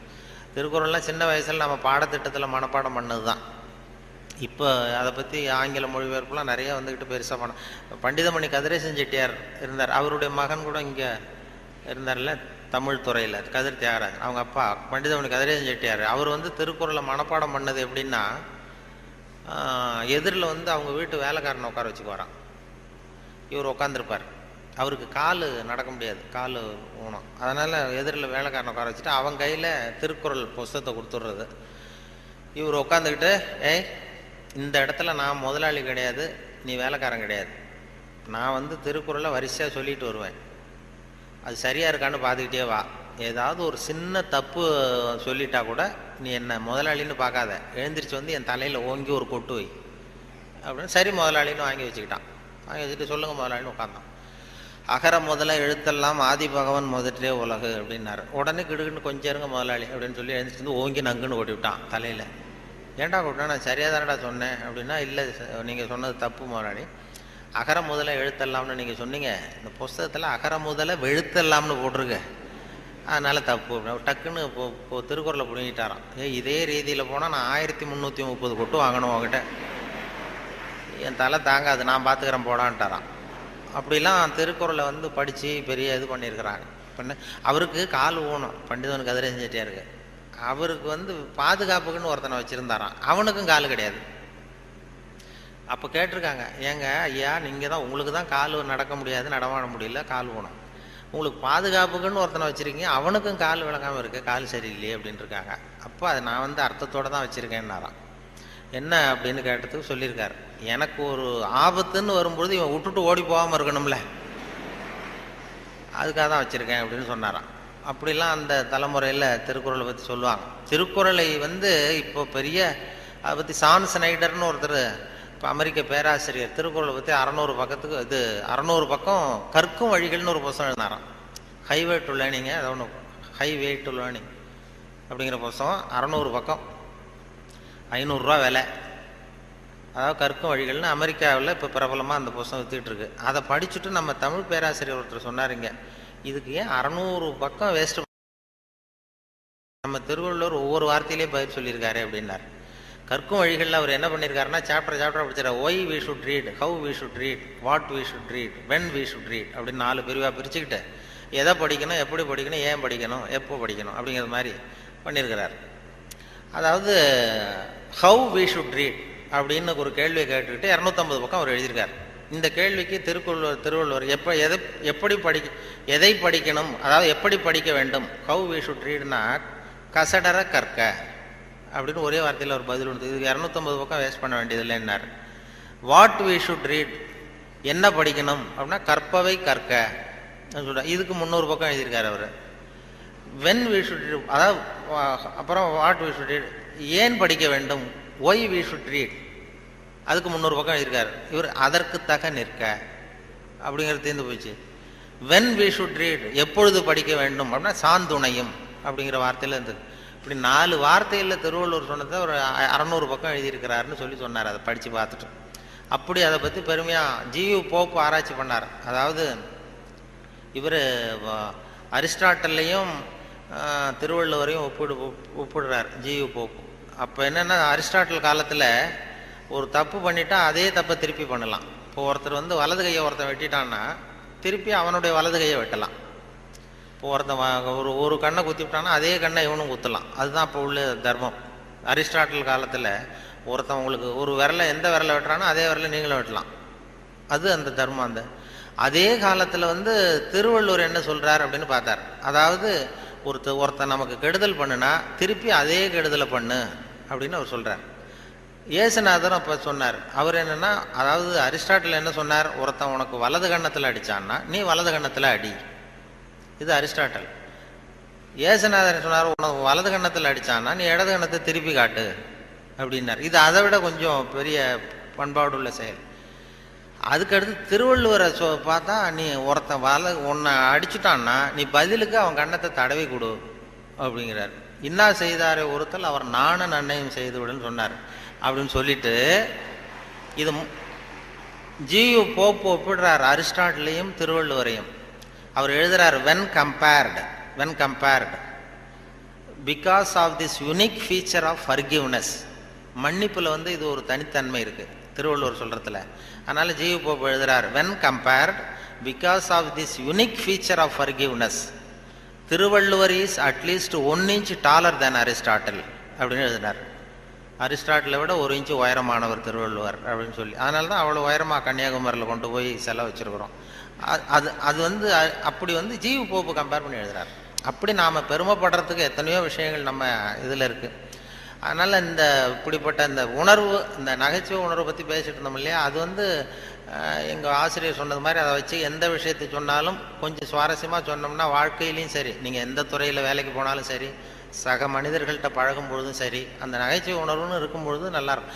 அதாவது எங்கள் இவர் பேராசிரியர் கல்கி வந்து எழுதியிருக்கிறார், இதில் பேசினார். அவர் ஆல் இண்டியா ரேடியோவில் ஆரம்பத்தில் 1938 பேராசிரியர் கல்கி வந்து பேசியிருக்கார், தமிழில் சிறுகதை அப்படின்னு. எப்படி சொல்கிறது, சுவாரஸ்யமாக எப்படி சொல்கிறதுன்னு சொல்லி அப்போ பேசியிருக்கார். சிறுகதைன்னா அது சிறுன்னு அர்த்தம் இருக்கு, அதனால சிறுசாக இருக்கணும், தேவைக்கு அதிகமாக வளர்த்தாத. கதைன்னா அதில் ஒரு கதை அம்சம் இருக்கணும். ஒரே ஒரு ஊரில் அப்படின்னு ஆரம்பித்தா அதுக்கப்புறம் என்ன அப்படின்னு கேட்க தோணுதில்ல, அது மாதிரி இருக்கணும் ஒரு வரியும் அப்படின்னு சொல்லிட்டு சொல்கிறதே எப்படி சுவாரஸ்யமாக சொல்கிறதுன்னா, தேவைக்கு அதிகமாக நீ வளர்த்தாதே அப்படின்னு சொல்லி அதுக்கு ஒரு உதாரணம் கொடுத்துருக்காரு கல்கி. அதாவது நீங்கள் எழுத்தாளராக இருந்தாலும் சரி, பேச்சாளராக இருந்தாலும், சக மனிதர்கள்ட்ட பழக்கிறவராக இருந்தாலும் தேவைக்கு அதிகமாக இது பண்ணாதீங்க அப்படிங்கிறதுக்காக சொல்லியிருக்காரு. அவர் ஒரு கதை எழுத்தாளர் எப்படி இருக்கணுங்கிறதுக்காக கல்கி சொன்னது. ஒரு நாள் காஞ்சிபுரம் உபய வேதாந்த தேசிக சுவாமிகள் தன் வீட்டு வேலைக்கார குப்பனை கூப்பிட்டு, அடை குப்பா, நீ உடனே ஸ்ரீபெரும்புதூர் ஓடிப்போய் திருவேங்கடாச்சாரியை சந்தித்து திருக்குடந்தையிலே இருந்து இங்கே வந்திருக்கிற திருநாராயண ஐயங்கார் சுவாமிகள் திருக்கோவில் ஆராதனைக்கு திருத்துழாய் எடுத்து திரும்புகையில் திருக்குளத்தில் திருப்பாசி வழுக்கவே திருவடி தவறி விழுந்தார் என்று சொல்லிவிட்டு வா அப்படின்னு எழுதினாராம். சொல்லிவிட்டு, என்னப்பா சொல்லிடுவியா அப்படின்னு கேட்டிருக்காரு. நான் சொல்லிடுறேன் சாமின்னு இருக்கான் குப்பை. எப்போ இன்னொருத்தரை என்கிட்ட சொல்லி காட்டு, என்ன சொல்லுவேன் அப்படின்னு கேட்டாராம். அது என்ன சாமி, கும்மோன் தாசாமி குட்டையில் விழுந்தான்னு சொல்லணும், அவ்வளோதானே, நான் சொல்லிட்டு போகிறேன் அப்படின்ட்டான். அப்போ கல்கி சொல்கிறார், சிறுகதையின் இலக்கணம் குப்பனுக்கு புரிந்திருக்கிறது, உபய வேதாந்த தேசிக சுவாமிகளுக்கு புரியவில்லை அப்படின்னு அவர் பேசியிருக்கார். அந்த வானொலி இதில் ஒலிப்பதிவில் கேட்டேன், அது அப்படியே வச்சுருக்காங்க. அப்போ பேசுனதெல்லாம் அப்பப்போ இது பண்ணி வச்சுருக்கிறது. அதே மாதிரி கொத்தமங்கலம் சுப்புன்னு ஒருத்தர் பெரிய பிரபலமான வில்லுப்பாட்டு கலைஞர். அப்புறம் அவர் வந்து காந்தி மகான் கதைன்னு ஒரு வில்லுப்பாட்டு எழுதினார். அப்போ காந்தி மகான் கதை வில்லுப்பாட்டு அவருக்கு வந்து அந்த வில்லுப்பாட்டை கேட்குறதுக்கு ஏகப்பட்ட கூட்டம், எல்லாரும் பெரிய ரசிகர்கள். ஆனால் அதையே புஸ்தகமாக போட்டு விற்கல. காந்தி மகான் கதை புஸ்தகமாக போட்டு புத்தகமாக விற்கும்பொழுது யாரும் வாங்கிறதுக்கு ஆள் இல்லை, அவரே வீட்டில் அடிக்க வச்சுருந்தார். அதை அப்போ அந்த வில்லுப்பாட்டு இருக்கு, காந்தி மகான் கதை வில்லுப்பாட்டை நான் ரேடியோவில் போடுறதுக்காக எடுத்து பதிவு பண்ணிகிட்டு இருந்தேன். அப்போ ஒரு கட்டம் வந்தது, காந்தியை சுடுற இடத்துல அவர் கதறி அழுறார். கதறி அப்படியே நிஜமாகவே அழுறார் காந்தி சுடப்படுற இடத்துல. இந்த வில்லுப்பாட்டு அது பதிவாக இருக்குது, அதை போட்டு கேட்டேன். அப்போ எனக்கு ஒரு சந்தேகம், இது எப்படி, அதாவது ஒரு தடவை சொல்கிறப்ப அழுக வரலாம் அவருக்கு, இந்த வில்லுப்பாட்டை திருப்பி திருப்பி பாடிக்கிட்டே இருப்பார். ஒரு 500 தடவை 600 தடவை சொல்லும்பொழுது 600வது தடவையும் காந்தியை சூடு பண்ணிகிட்டு இருக்கிறாங்க. அதனால் நல்ல பழக்க வழக்கங்களை வந்து ஏற்படுத்திக்கணுங்கிறது தான் ரொம்ப முக்கியமான விஷயம். அதனால் இதில் எப்படி நான் சொன்னது மாதிரி எவ்வளவு நேரம் எதை தாக்கு பிடிக்கணும், குடும்பத்தில் வந்து ரொம்ப ஒரு அனுசரிப்புத்தன்மை, சகிப்புத்தன்மை இதெல்லாம் வேணுங்கிறத பற்றி நிறைய அந்த சின்ன சின்ன விஷயங்களாக தான் வானொலி சொல்கிறது உண்டு. இந்த நகைச்சுவைன்னு சொன்னதுனால அதை சேர்த்து கதையாக சொல்கிறது உண்டு. சின்ன விஷயங்களை வந்து அப்படியே இப்போ குடும்பத்தில் வந்து ஒரு அனுசரிப்புத்தன்மை வேணும், வாழ்க்கைங்கிறது ஒரு பெரிய பிரயாணம், குடும்பத்தில் அனுசரிப்பு தன்மை வேணும் அப்படின்னா அப்போ அதுக்கு ஒரு கதை மாதிரி சொல்லிடுறது வானொலி ஊடகத்தில். இப்போ ஒரு குடும்பத்தில் கணவன் மனைவி 2 பேர் இருந்தாங்க. 2 பேருக்கு ஒரு குழந்தை பிறந்தது. அதுக்கு பேர் வைக்கிறதுல தகராறு வந்துட்டு தான். என்ன பேர் வைக்கிறதுன்னு அவன் சொல்கிறான் எங்கள் அப்பா பேர் தான் வைக்கணுங்கிறான். இந்த அம்மா சொல்லுது எங்கள் அப்பா பேர் தான் வைக்கணுங்குது. தகராறு. உடனே என்ன காலையிலேருந்து சண்டை, குழந்தைக்கு பேர் வைக்கிறதுல. அதில் கூட ஒத்து போக முடியல. உடனே எதிர்த்து வீட்டுக்காரன் ஒருத்தன் வந்தான். வந்து என்ன உங்கள் வீட்டில் காலையிலேருந்து சண்டைன்னு கேட்டிருக்கான். அது ஏன் கேட்குறீங்க, இந்த குழந்தைக்கு பேர் வைக்கிறதுல தகராறு, நான் எங்கள் அப்பா பேரை வைக்கணுங்கிற அவங்க அப்பா பேரை வைக்கணும்னு சொல்லுது, என்ன பண்ணுறது தெரியலன்னு தான் அவன் சொன்னானான். இது ஏன் சண்டை போடுறீங்க, எதிர்த்த வீட்டுக்காரன்னு நான் ஒருத்தன் எதுக்கு இருக்கேன், என்கிட்ட சொல்ல வேண்டியது தானே அப்படின்னு சொல்லிவிட்டு ஏன்ப்பா உங்கள் அப்பா பேர் என்னன்னு கேட்டிருக்கான். எங்கள் அப்பா பேர் சீனிவாசன் அப்படின்ட்டுருக்கான். சரிம்மா உங்கள் அப்பா பேர் என்ன, எங்கள் அப்பா பேர் கிருஷ்ணன். இவன் யோசித்தான். சரி குழந்தைக்கு சீனிவாச கோபாலகிருஷ்ணன் அப்படின்னு பேர் வச்சுருங்க, இதுக்கு ஏன் தகராறு அப்படின்ட்டு போயிட்டான். போனதுக்கப்புறம் இந்த இவங்க 2 பேரும் பேசிக்கிறாங்க. அது எப்படி இந்த சீனிவாசன் சரி கிருஷ்ணன் சரி, நடுவில் கோபாலம் எங்கேருந்து வந்தான். ஓடி போய் கூப்பிட்டு வந்தாங்களா அவனை. வாடா கிட்டவா, அது யாரா கோபாலன் அப்படின்னா அது எங்கள் அப்பா பேர், நீ அதை மட்டும் எதுக்கு விட்டுட்டு போற, சேர்த்து வச்சுக்கோனா. அதாவது 2 பேருக்குள்ள ஒரு அனுசரிப்பு தன்மை இல்லைன்னா கோபாலன்னு ஒருத்தன் குறுக்க வருவான். அப்படி வரும். அந்த வாழ்க்கையில் அனுசரிப்பு தன்மைங்கிறது ரொம்ப அவசியம். வாழ்க்கையில் ஒருத்தர் அனுசரித்து போகிறது, அதாவது சந்தேகப்படாமல் இருக்கணும்னு சொல்லுவாங்க. ஒரு பையன் புதுசாக ஒரு பொண்ணை கல்யாணம் பண்ணிட்டு வந்தான். எல்லாரும் என்ன பண்ணிட்டாங்க, ஏய் நீ கல்யாணம் பண்ணிட்டு வந்திருக்கேன், அந்த பொண்ணுக்கு காது கேட்காதுடா, காது சரியாக கேட்காது அப்படின்ட்டு இருக்காங்க. இவன் அதை எப்படி சோதனை பண்ணுறது, டெஸ்ட் பண்ணுறது, அப்படி நேராக கேட்டால் சண்டை வந்துடும், உனக்கு காது கேட்குதான்னு கேட்கக்கூடாது. வெளியில் போய் தெருவில் நின்றுக்கிட்டு இன்னைக்கு என்ன சாம்பார் அப்படின்னா பதிலே வரல. ஆகா நம்ம சந்தேகப்பட்டது சரிதான் அப்படின்னு முடிவு பண்ணிட்டான். அடுத்தது வந்தான் வீட்டுக்குள்ளே நின்றுக்கிட்டு 2வது தடவை கேட்டான். கூடத்தில் நின்றுட்டு இன்னைக்கு என்ன சாம்பார் அப்படின்னா அப்பவும் பதில் வரல. சரி நம்ம மனைவிக்கு நம்ம சந்தேகப்பட்டு காது கேட்கல அப்படின்ட்டு அடுத்தது அடுப்பங்கரைக்கே போயிட்டான். அந்த பொண்ணு எதை சமைச்சிக்கிட்டு இருக்கு. அது கிட்ட போய் அது காது ஓரமாக இப்படி காய வச்சுக்கிட்டு ரொம்ப சத்தம் போட்டு கத்துறான். 3வது தடவையா இன்னைக்கு என்ன சாம்பார்னு கத்துறான். அந்த பொண்ணு கொஞ்சம் கூட அலட்டிக்கல. மெதுவாக இவன் பக்கம் திரும்பி இவன் காது ஓரமாக சொல்லிச்சான், 3வது தடவையா சொல்கிறேன் முருங்கைக்காய் சாம்பார் அப்படின்னு தான்.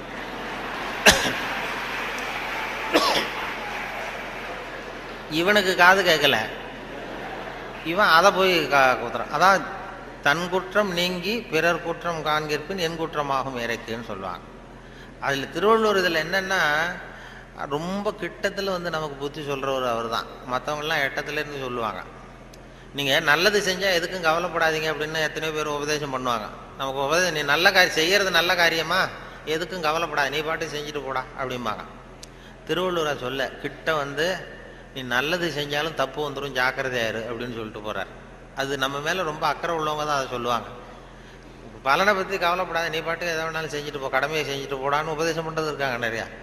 நன்று ஆற்றல் உள்ளும் தவறுண்டு, அவரவர் பண்பறிந்து ஆற்றா கடை, நீ நல்லது செஞ்சால் கூட தப்பு வந்துடும் ஜாக்கிரதையாரு அப்படின்னாரு. அது நம்ம பேரில் அக்கறை, அவ்வளவு அக்கறை உள்ளவங்க தான் அதை சொல்ல முடியும். இப்போ ஒருத்தன் ஒரு தெருவில் ஒருத்தன் குடிகாரன் நடு ராத்திரி 12 மணி ஆடிக்கிட்டே நிற்கிறான். ஒரு பெரியவர் வந்தார். இந்த நேரம் அப்படி அநியாயமாக அப்படி ஆடிட்டு நிற்கிறீங்க, உங்கள் வீடு எங்கடா இருக்குன்னா அண்ணாந்து பார்த்தான். பக்கத்தில் பார்த்தார், ஒரு மாடிப்படி மாதிரி படிப்படியாக இருக்குது. அங்கே ஒரு ரூம் இருக்குது, கதவு இருந்தது. அங்கே தான் இருக்கேன்னா பிடிச்சி எடுத்துகிட்டு போனார். வாடா உன்னை கொண்டு வீட்டில் விட்றேன்னா வரமாட்டேங்கிறான். நீ வாடான்னு வலுக்கட்டாயமாக அந்த பெரியவர் அந்த குடிகாரனை பிடிச்சி தரன்னு இழுத்துட்டு போய் மாடிப்படியில் இந்த கதவை திறந்து உள்ற போய் படுறா அப்படின்னா போக மாட்டேங்கிறான். ஒரு வலுக்கட்டாயமாக கழுத்தை பிடிச்சி உள்ற தள்ளி கதவை சாத்திவிட்டு இறங்கி வந்துட்டார். அப்பாடா ஒரு நல்ல காரியம் பண்ணோம். வந்தால் இன்னொருத்தன் அதே மாதிரி ஆடிட்டு வரான் கீழே. நீ என்னடா பண்ணேன்னா இவனும் அதே மாதிரி ஆடுறான். சரி வாடா உனக்கும் இங்கே தான் நான் அண்ணந்து பார்த்தான். சரி வா அங்கே தான் தங்கியிருக்கேன்னு பிடிச்சி தரன்னு இழுத்துட்டு போய் கதவு திறந்து போடான்னு அவனும் போக மாட்டேங்கிறான். அவனையும் வலுக்கட்டாயமாக தள்ளிவிட்டு மூடிவிட்டு கீழே இறங்கி வந்தார். வந்தால் 3வது ஆள் ரொம்ப பயங்கரமாக ஆடிட்டு வரான். எத்தனை பேருடா இன்னைக்கு இப்படி புறப்பட்டுருக்கீங்க, எல்லாம் அங்கே தான் இருக்கீங்களா அப்படின்னு சொல்லி வாடா மேலேன்னு கூப்பிட்டார். நான் வரமாட்டேன்னு கத்தினான். அதெல்லாம் முடியாது, ஒன்று அங்கே விட்டுட்டு தான் போவேன்னு அவர் என்ன பெரியவர் இழுக்கிறார். இழுத்ததும் உடனே போலீஸ்னு கத்தியிருக்கான். போலீஸ்காரர் வந்துட்டார். அந்த போலீஸுக்காரர்கிட்ட அவன் புகார் பண்ணுறான். இந்த பாருங்கள் சார், யாரோ ஒரு பெரியவர் என்னை இந்த வழியாக மேலே கொண்டு போய் அந்த கதவை திறந்து அந்த பக்கமாக இருக்கிற குப்பை குழியில் தள்ளி தள்ளி விட்டுக்கிட்டு இருக்கிறார் 3 தடவையாக. நான் இறங்கி இறங்கி கீழே வந்துகிட்டு இருக்கேன். இன்னும் 2 தரம் தள்ளி விட்டாருன்னா செத்து போடுவோம் சார் அப்படின்றான். இதான் நன்று ஆற்றல் உள்ளும் தவறுண்டு, அவரவர் பண்பறிந்த ஆற்றா கடை. நீ நல்லது தான் செஞ்சார், தப்பு வந்துடும், அது அவ்வளவு தூரம் அவர் தான் சொல்ல முடியும். அந்த நன்று ஆற்றல் உள்ளும் தவறுண்டு, அவரவர் பண்பறிந்த ஆற்றா நல்லதுன்னு செய்வாங்க. அப்போ ஒருத்தன் யார்கிட்டையும் நண்பர்கள்ட்ட கேட்டான், ஒரு 100 ரூபா கொடுங்கடா, ஏதாவது தொழில் செஞ்சு பொழைச்சிக்கிறேன்னு. யாருமே கொடுக்கறதுக்கு ஆள் இல்லை, பரவாயில்ல. உடனே அவன் என்ன பண்ணால், சரி மனிதர்கள் யாரும் நமக்கு உதவி பண்ண மாட்டேங்கிறாங்க, நமக்கு தேவை ஒரு 100 ரூபா, இது கடவுளுக்கே ஒரு லெட்டர் போட்டு பார்ப்போம், அவர் தானே எல்லாரையும் படைச்சார், அவர் கொடுக்குறாரா பார்க்கணும். ஒரு போஸ்ட் கார்டு வாங்கினான். போஸ்ட் கார்டை வாங்கி அதில் அன்புள்ள கடவுள் அவர்களுக்கு வணக்கம், எனக்கு மனிதர்கள் யாரும் உதவி செய்ய மாட்டேங்கிறாங்க, எனக்கு ஒரு 100 ரூபா இருந்தால் அதை வச்சு நான் பொழைச்சிக்குவேன், நானே ஒரு 100 ரூபாயை எனக்கு அனுப்பி வைக்கும்படி கேட்டுக்கொள்கிறேன்னு போட்டு கையெழுத்து போட்டான். போட்டு அந்த பக்கம் திருப்பி அட்ரஸ் எழுதணும்ல, பெறுகிறவர் முகவரி, உயர்திரு கடவுள் அவர்கள், அப்புறம் தெரு நம்பர், வீட்டு நம்பர், தெரு ஒன்றும் தெரியல. இதை யோசித்தான், கடவுள் அட்ரஸ் எப்படி கண்டுபிடிக்கிறது யோசிச்சு, சரி எல்லார் அட்ரஸும் போஸ்ட் மாஸ்டருக்கு தெரியும் அப்படின்னு சொல்லி கடவுள் கேரா போஸ்ட் மாஸ்டர் அண்ணாமலை நகர் சிதம்பரம்னு போட்டு விட்டான். அந்த போஸ்ட் மாஸ்டர் ஒரு நல்ல எண்ணம் படைச்சவர்.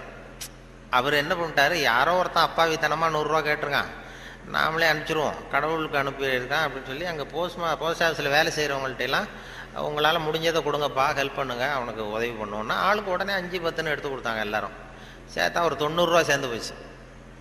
உடனே சேர்ந்த வரைக்கும் அனுப்பிச்சிருவோம் அப்படின்னு சொல்லி மணி ஆர்டர் ஃபார்ம் எடுத்தார். மணி ஆர்டர் கமிஷனையும் அவரே ஒத்துக்கிட்டார். அவரே எடுத்துக்கிட்டு அந்த சேர்ந்த பணம் 90 ரூபாய் வச்சு அந்த அவனுக்கு அனுப்பிச்சிட்டார்.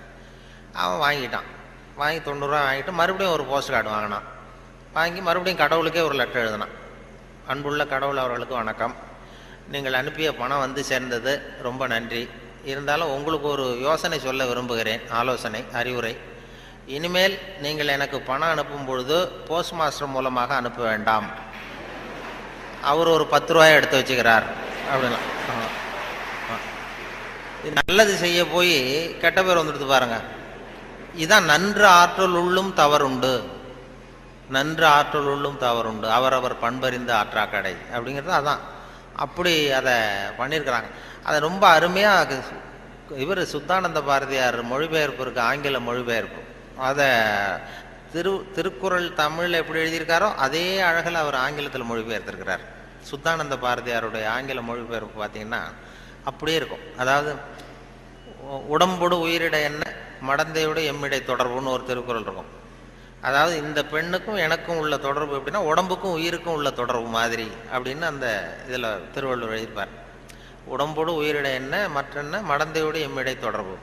அதை சுத்தானந்த பாரதியார் மொழிபெயர்த்திருக்கிறார். The love between me and this lady is like bond between soul and body, இப்படி எழுதியிருக்கு. அதே போல் 2 வரியில் அந்த காலத்தினால் செய்த நன்றி செய்த ஞாலத்தின் மானப்பெரிது, அது மாதிரி a help rendered in hour of need, so though smaller greater than the world அப்படின்னு இப்படி அழகாக அதை பண்ணியிருப்பார். இவர் சொன்ன அந்த நம்ம நாவலர் நெடுஞ்செழியன், அவர் அந்த திருக்குறள் மொழிபெயர்ப்பு வந்தப்போ வானொலி நிலையத்துக்கு வந்திருந்தார். அப்போ முன்னாடி ஒரு அறையில் உட்காந்து பேசிகிட்டு இருக்கிறோம், அவர் பதிவுக்கு முன்னாடி. அப்போ கேட்டார், நீ என்ன படிச்சிருக்கேன்னு என்ன கேட்டார். நான் வந்து விவசாயம் படிச்சிருக்கேன் சார் அப்படின்னேன். விவசாயம் படிச்சிருக்கேன்னா அப்போ உங்ககிட்ட தான் ஒரு கேள்வி கேட்கணும் அப்படின்னு கேட்க ஆரம்பித்தார். என்ன சார் கேட்க போறீங்கன்னா, இந்த காலத்தினால் செய்த நன்றி செய்தேனும் ஞாலத்தின் மான பெரிதுன்னு ஒரு திருக்குறள் இருக்குல்ல. ஆமான்னு. அது அது பொருத்தமாக இல்லையே அந்த உதாரணம்னார். என்னன்னு கேட்டேன். காலத்தினால் செய்த நன்றினா ஒருத்தன் அவ தேவைப்படுறப்ப செய்கிற உதவி பூமியை விட பெருசு. ஞாலத்தின் மான பெரிதுன்னா பூமிங்கிறது ஒரு பௌதிக பொருள், அது உருண்டை. உதவிங்கிறது ஒரு செயல். நீ ஒருத்தனுக்கு அந்த நேரம் பார்த்து செய்கிற உதவி பூமியை விட பெருசுன்னா நீ செய்கிற செயல் உருண்டையாக இருக்கா? அதுக்கும் பூமி உருண்டைக்கும் என்ன சம்பந்தம்? அது பொருத்தமாக இல்லையேன்னு அவர் சொன்னார். நெடுஞ்சு ஆமாம் சார், எனக்கும் அது பொருத்தம் அப்படி தான் தெரியுது அப்படின்னா. இல்லை நீ விவசாயம் படித்ததுனால கேட்டேன் உங்ககிட்ட அப்படின்னு சொல்லிட்டு அப்புறம் அதுக்கு அவர் விளக்கம் கொடுத்தார். அது அப்படி இல்லை தம்பி அப்படின்னு சொல்லிட்டு, காலத்தினால் செய்த நன்றிங்கிறது நேரம் பார்த்து உதவி செய்கிறது. பூமி உடனே உதவி செய்யாது. அது எப்படின்னா, இன்னைக்கு ஒரு கத்திரிக்காய் செடியை நட்டின்னா ஒரு 4 மாதம் கழிச்சு தான் கத்திரிக்காய் காய்க்கும். இன்னைக்கு ஒரு நெல்லை நடவு பண்ணின்னா ஒரு 3.5 மாதம் 4 மாதம் கழிச்சு தான் உனக்கு பலன் கொடுக்கும். 4 மாதம் கழித்து பலன் கொடுக்குற பூமியை விட உடனே செய்கிற உதவி பெருசு இல்லையா? அதனால தான் காலத்தினால் செய்த நன்றி செய்தது ஞாலத்தின் மான பெரிது அப்படின்னார். இதை நாவலர் நெடுஞ்செழியன் சொன்னார். அப்படி அவரெல்லாம் அவர் அரசியலுக்கு வந்திருக்க வேண்டியதில்லை, இலக்கியத்தோடு இருந்திருந்தா நல்லா இருக்கும்னு சொன்னார். அப்புறம் அடுத்த கேள்வியும் கேட்டார், அவர் விடலை. அப்புறம் நிலையில் தெரியாத அடங்கியா இருந்தோம். அப்புறம் கடலை விட பெருசி, அதாவது அப்படின்னு ஒரு இது, அதுக்கு அந்த திருக்குறள் கொண்டு சொன்னேன். நிலையில் தெரியாத அடங்கியான் தோற்றம் மலையினுமான பெரிதுன்னு ஒன்று. பயன் தூக்கார் செய்த உதவி நயன் தூக்கின் நன்றி கடலிற் பெரிது. அதாவது பயன் கருதாமல் செய்கிற உதவி கடலை விட பெருசுன்னு சொல்கிறாரு. கடலுங்கிறது விரிந்தது. பயன் கருதாமல் செய்கிற உதவிக்கும் கடலுக்கும் என்ன சம்பந்தம்னு கேட்டார், இந்த முதல் கேள்வி மாதிரி. அப்புறம் அவரே விளக்கம் கொடுத்தார். கடல் பயன் கருதி தான் நமக்கு உதவி செய்யும். அதாவது நம்மகிட்ட இருக்கிற தண்ணி ஆவியாக போய் மறுபடியும் மேகமாகி மறுபடியும் மழையாக பொழிஞ்சு அந்த தண்ணி மறுபடியும் நம்மகிட்டே வந்துடும். அப்படிங்கிற பயன் கருதி கடல் உதவி செய்யுது. அதை விட பயன் கருதாமல் செய்கிற உதவி பெருசு இல்லையா? அதனால தான் கடலை விட பெருசுன்னு சொன்னார் அப்படின்னு சொல்லி அவர் விளக்கம் அதை கொடுத்தார். இப்போ நிலையில் தெரியாத அடங்கியான் தோற்றம் மலையினுமான பெரிது. அதாவது மனசு அடங்கவனவன் மலையை விட பெருசு அப்படின்னா மலை அசையாமல் இருக்கிறது ஒன்றும் அதிசயம் இல்லை, மனம் அசையாமல் இருக்கிறது தான் அதிசயம். அதனால் மலையை விட பெருசுன்னு சொல்லி அவர் விளக்கம் கொடுத்துட்டு போனார். மனசை அசையாமல் வச்சுருக்கிறது ரொம்ப கஷ்டம். அது சொல்லிடலாம், மனசை நான் கட்டுப்படுத்துகிறேன்னு. ஒருத்தன் நான் என்ன பெரிய பெரிய துறவிகள்லாம் நான் மனசை கட்டுப்படுத்துகிறேன்னு ஒருத்தன் சவால் விட்டுட்டு போனானா, போய் என்ன பண்ணுறதுன்னா ஒரு நடு காட்டில் போய் உட்காந்துக்கிட்டான். மனசை கட்டுப்படுத்துறது என்ன பெரிய காரியம் நான் பண்ணுறேன் அப்படின்ட்டு அப்படியே உட்காந்தான். உட்காந்து பார்த்தா எதிரில் ஒத்தையடி பாதை, அதில் ஒரு நடனம் ஆடுற பொண்ணு போயிட்டுருக்கு. டான்ஸு ஸ்கூல் ஒன்று, இங்கே டான்ஸு கற்றுக்கிறதுக்கு போயிட்டுருக்கு. இது என்ன இவ்வளோ தூரம் உட்காந்துருக்குறோம், இப்போவும் நமக்கு தொந்தரவாக இருக்குதே, கண்ணு இடைஞ்சலாக இருக்கேன்னு சொல்லி பார்த்தான். 8 மணிக்கு கிளாஸு தினம் போயிட்டுருக்கு. இப்போ பார்த்தான், ஒரு துணியை எடுத்து கண்ணை கட்டிட்டு உட்காந்துட்டான். இனிமேல் பார்த்துக்கோ, இனிமேல் ஒன்றும் ஆகாதுன்னு. மறுநாள் உட்காந்தா 8 மணிக்கு அந்த காலில் கட்டியிருக்கிற சலங்கை சத்தம் கேட்டுதான், ஜல் ஜல்லுன்னு. இது ஏது காது தொந்தரவாக இருக்குது அப்படின்னு சொல்லி காதையும் கட்டிவிட்டான். கண்ணையும் கட்டிவிட்டான். இனிமேல் ஒன்றும் இப்போ பிரச்சனை இல்லை. மறுநாள் காலையில் 8 மணிக்கு அது தலையில் வச்சிருக்கிற பூ வாசம் அடிச்சிருக்கு. இந்த பொண்ணு மூக்கையும் கட்டிவிட்டான். கண்ணு காது மூக்கையும் கட்டிவிட்டு இனிமேல் நான் மனசை கட்டுப்படுத்துறேன்னு உட்காந்தானா. மறுநாள் காலையில் 8 மணி ஆச்சு. அப்போ இவன் மனசு நினச்சிதான், இந்நேரம் அவள் போயிட்டு இருப்பா அப்படின்னு. இதை விட அசையாமல் இருந்ததுன்னா அது மலையை விட பெருசு. மனசு நிலையில் தெரியாத அடங்கியான் தோற்றம் மலையினும் மான பெரிதுன்னா அதுதான். மலை அசையாமல் இருக்கிறது ஒன்றும் பெரிய ஆச்சரியம் இல்லை, மனசு அசையாமல் இருந்ததுன்னா அது பெரிய அதிசயம் அப்படின்னு சொல்லி அதுக்கு விளக்கம் அவர்கள் கொடுத்துக்கிட்டு இருந்தாங்க. அப்படி அதை பற்றி நிறைய பண்ணுறாங்க. அதனால் நமக்கு உங்களுடைய எவ்வளவு நேரம் ஆச்சுன்னு தெரியல, எப்போ முடிக்கிறதுன்னு தெரியல. அது ஒரு கடிகாரம் வச்சா பரவாயில்ல. கடிகாரம் சொல்லுவாங்க பேச்சாளர்கள், சில பேச்சாளர்கள் ஆரம்பிச்சிருவாங்க, முடிக்க முடியாது, எப்போ முடிக்கிறதுன்னு தெரியாது. நெடுஞ்செழியனை பற்றியே பேரறிஞர் அண்ணா சொல்கிறது உண்டு. நெடுஞ்செழியன் கூட்டம் நெடுஞ்செழியன் பேசி முடிக்கும் பொழுது அண்ணா சொல்லுவார், அவர் ஒரு பேசி முடிக்க போனார்னா அந்த பிளேன் அப்படியே இறங்குறதுக்கு முன்னாடி 2 ரவுண்ட் அடிக்குது இல்லை மேலே, அது மாதிரி ஒரு 2 ரவுண்ட் அடிச்சுட்டு அப்புறம் தான் கீழே இறங்குவார் அப்படின்னு சொல்லி வேடிக்கை சொல்லுவார். அது மாதிரி பேச்சாளர்களுக்கு இப்போ ஒரு பேச்சாளர் பேசிக்கிட்டே இருந்தாராம், எவ்வளோ நேரம் ஆச்சுன்னு தெரியல. அப்புறம் சொல்லியிருக்காரு, ஐயோ உங்களை ரொம்ப நேரம் போர் அடிச்சிட்டேன் போல் இருக்கு, எனக்கு நேரம் போனதே தெரியல, கடிகாரத்தை பார்க்க மறந்துட்டேன் சார், மன்னிச்சுங்கன்னு இருக்கார். அப்போது ஒருத்தர் கோபமாக எழுந்திரிச்சு சொன்னாராம், ஏன் கடிகாரத்தை தான் பார்க்க மறந்த, பின்னாடி மாட்டிருக்கிற காலண்டரையாவது பார்க்கக்கூடாதா அப்படின்னா. அப்படின்னா அவன் வாரக்கணக்கில் பேசிக்கிட்டு இருந்திருக்கான்.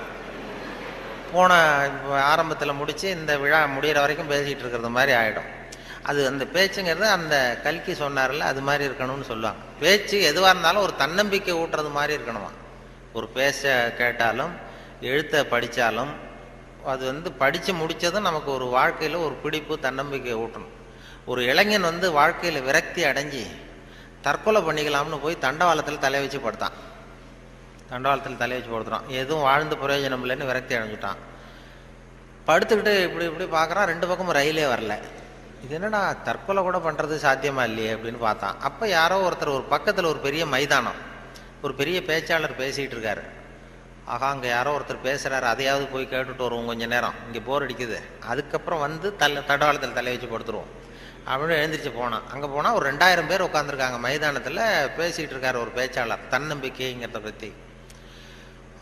பேசி முடித்தார் 1 மணி நேரம். முடிச்சுட்டு எல்லாரும் கலைஞ்சி போயிட்டாங்க. அப்புறம் அந்த இளைஞன் போனான். போய் அந்த பேச்சாளர்கிட்ட, சார் நான் வந்து தற்கொலை பண்ணிக்கணுங்கிற எண்ணத்தோடு தண்டவாளத்தில் தலையை வச்சு படுத்திருந்தேன்.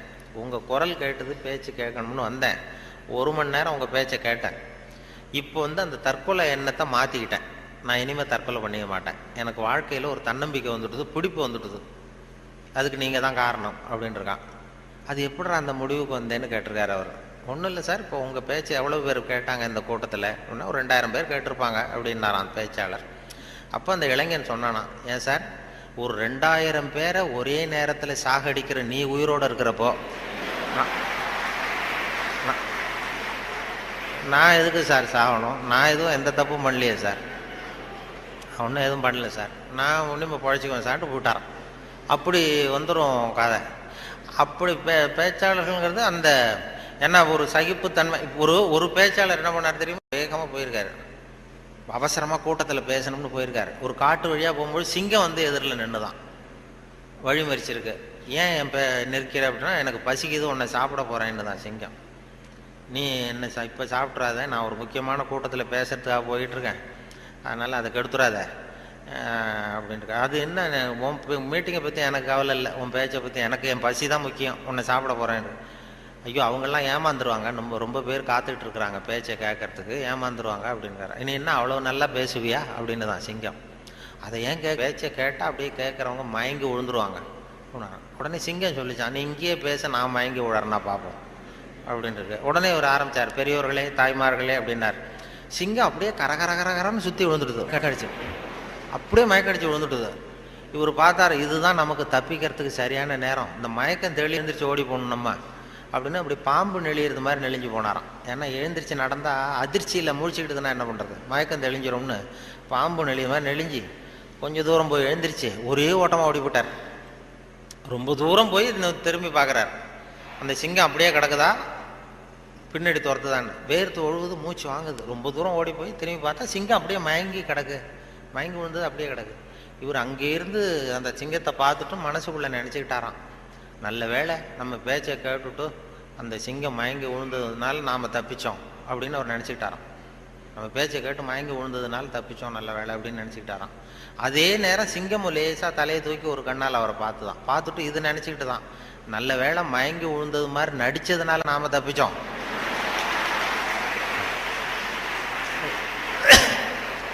இல்லைன்னா அவன் பேசியே கொண்டிருப்பான் நம்மளை அப்படின்னு அது நினச்சிதான். இப்போ எதுக்கு இதை சொல்கிறேன்னா, இப்போ உங்கள் முகத்தையெல்லாம் பார்த்தா அந்த சிங்கத்தோட முகம் மாதிரி தெரியுது எனக்கு. ஆமாம், அது என்ன, எந்த எந்த இதில் இருக்கீங்க என்ன ஏதுன்னு அதை புரிஞ்சுக்கிறது ரொம்ப கஷ்டம். ஆனால் இது மாதிரி நேரத்தில் நல்ல பழக்க வழக்கங்களை வளர்த்தலாம். சகிப்புத்தன்மைங்கிறது ஒரு பெரிய முக்கியம். இன்டர்நேஷ்னல் இயர் ஆஃப் டாலரன்ஸ்னு கொண்டாடினாங்க. சர்வதேச சகிப்புத்தன்மை ஆண்டுன்னு 1995 இன்டர்நேஷ்னல் இயர் ஆஃப் டாலரன்ஸ், சர்வதேச சகிப்புத்தன்மை ஆண்டு. எதுக்கு சொல்கிறேன்னா, இது மாதிரி சந்தர்ப்பத்தில் நீங்கள் உங்களுக்கு பிடிக்குதோ பிடிக்கல ஒரு சகிப்புத்தன்மைன்னு ஒன்று, எவ்வளோ நேரம் தாக்கு பிடிக்க முடியும் அப்படிங்கிறதெல்லாம் பண்ணிக்கலாம். அதனால் அது மாதிரி உங்களுடைய உங்களுடைய சகிப்புத்தன்மை நல்லாவே இருக்குதுன்னு நினைக்கிறேன். ஏன்னா இது வரைக்கும் யாரும் கலைஞ்சி போகல, அதனால் எல்லாத்தையும் தாக்கு பிடிச்சி உட்காந்துருக்குறீங்க. அதனால் உங்களை எல்லாம் இது மாதிரி ஒரு நல்ல சந்தர்ப்பத்தில் சந்தித்ததில் எனக்கு ரொம்ப மகிழ்ச்சி. ஏன்னா ஒரு பெரிய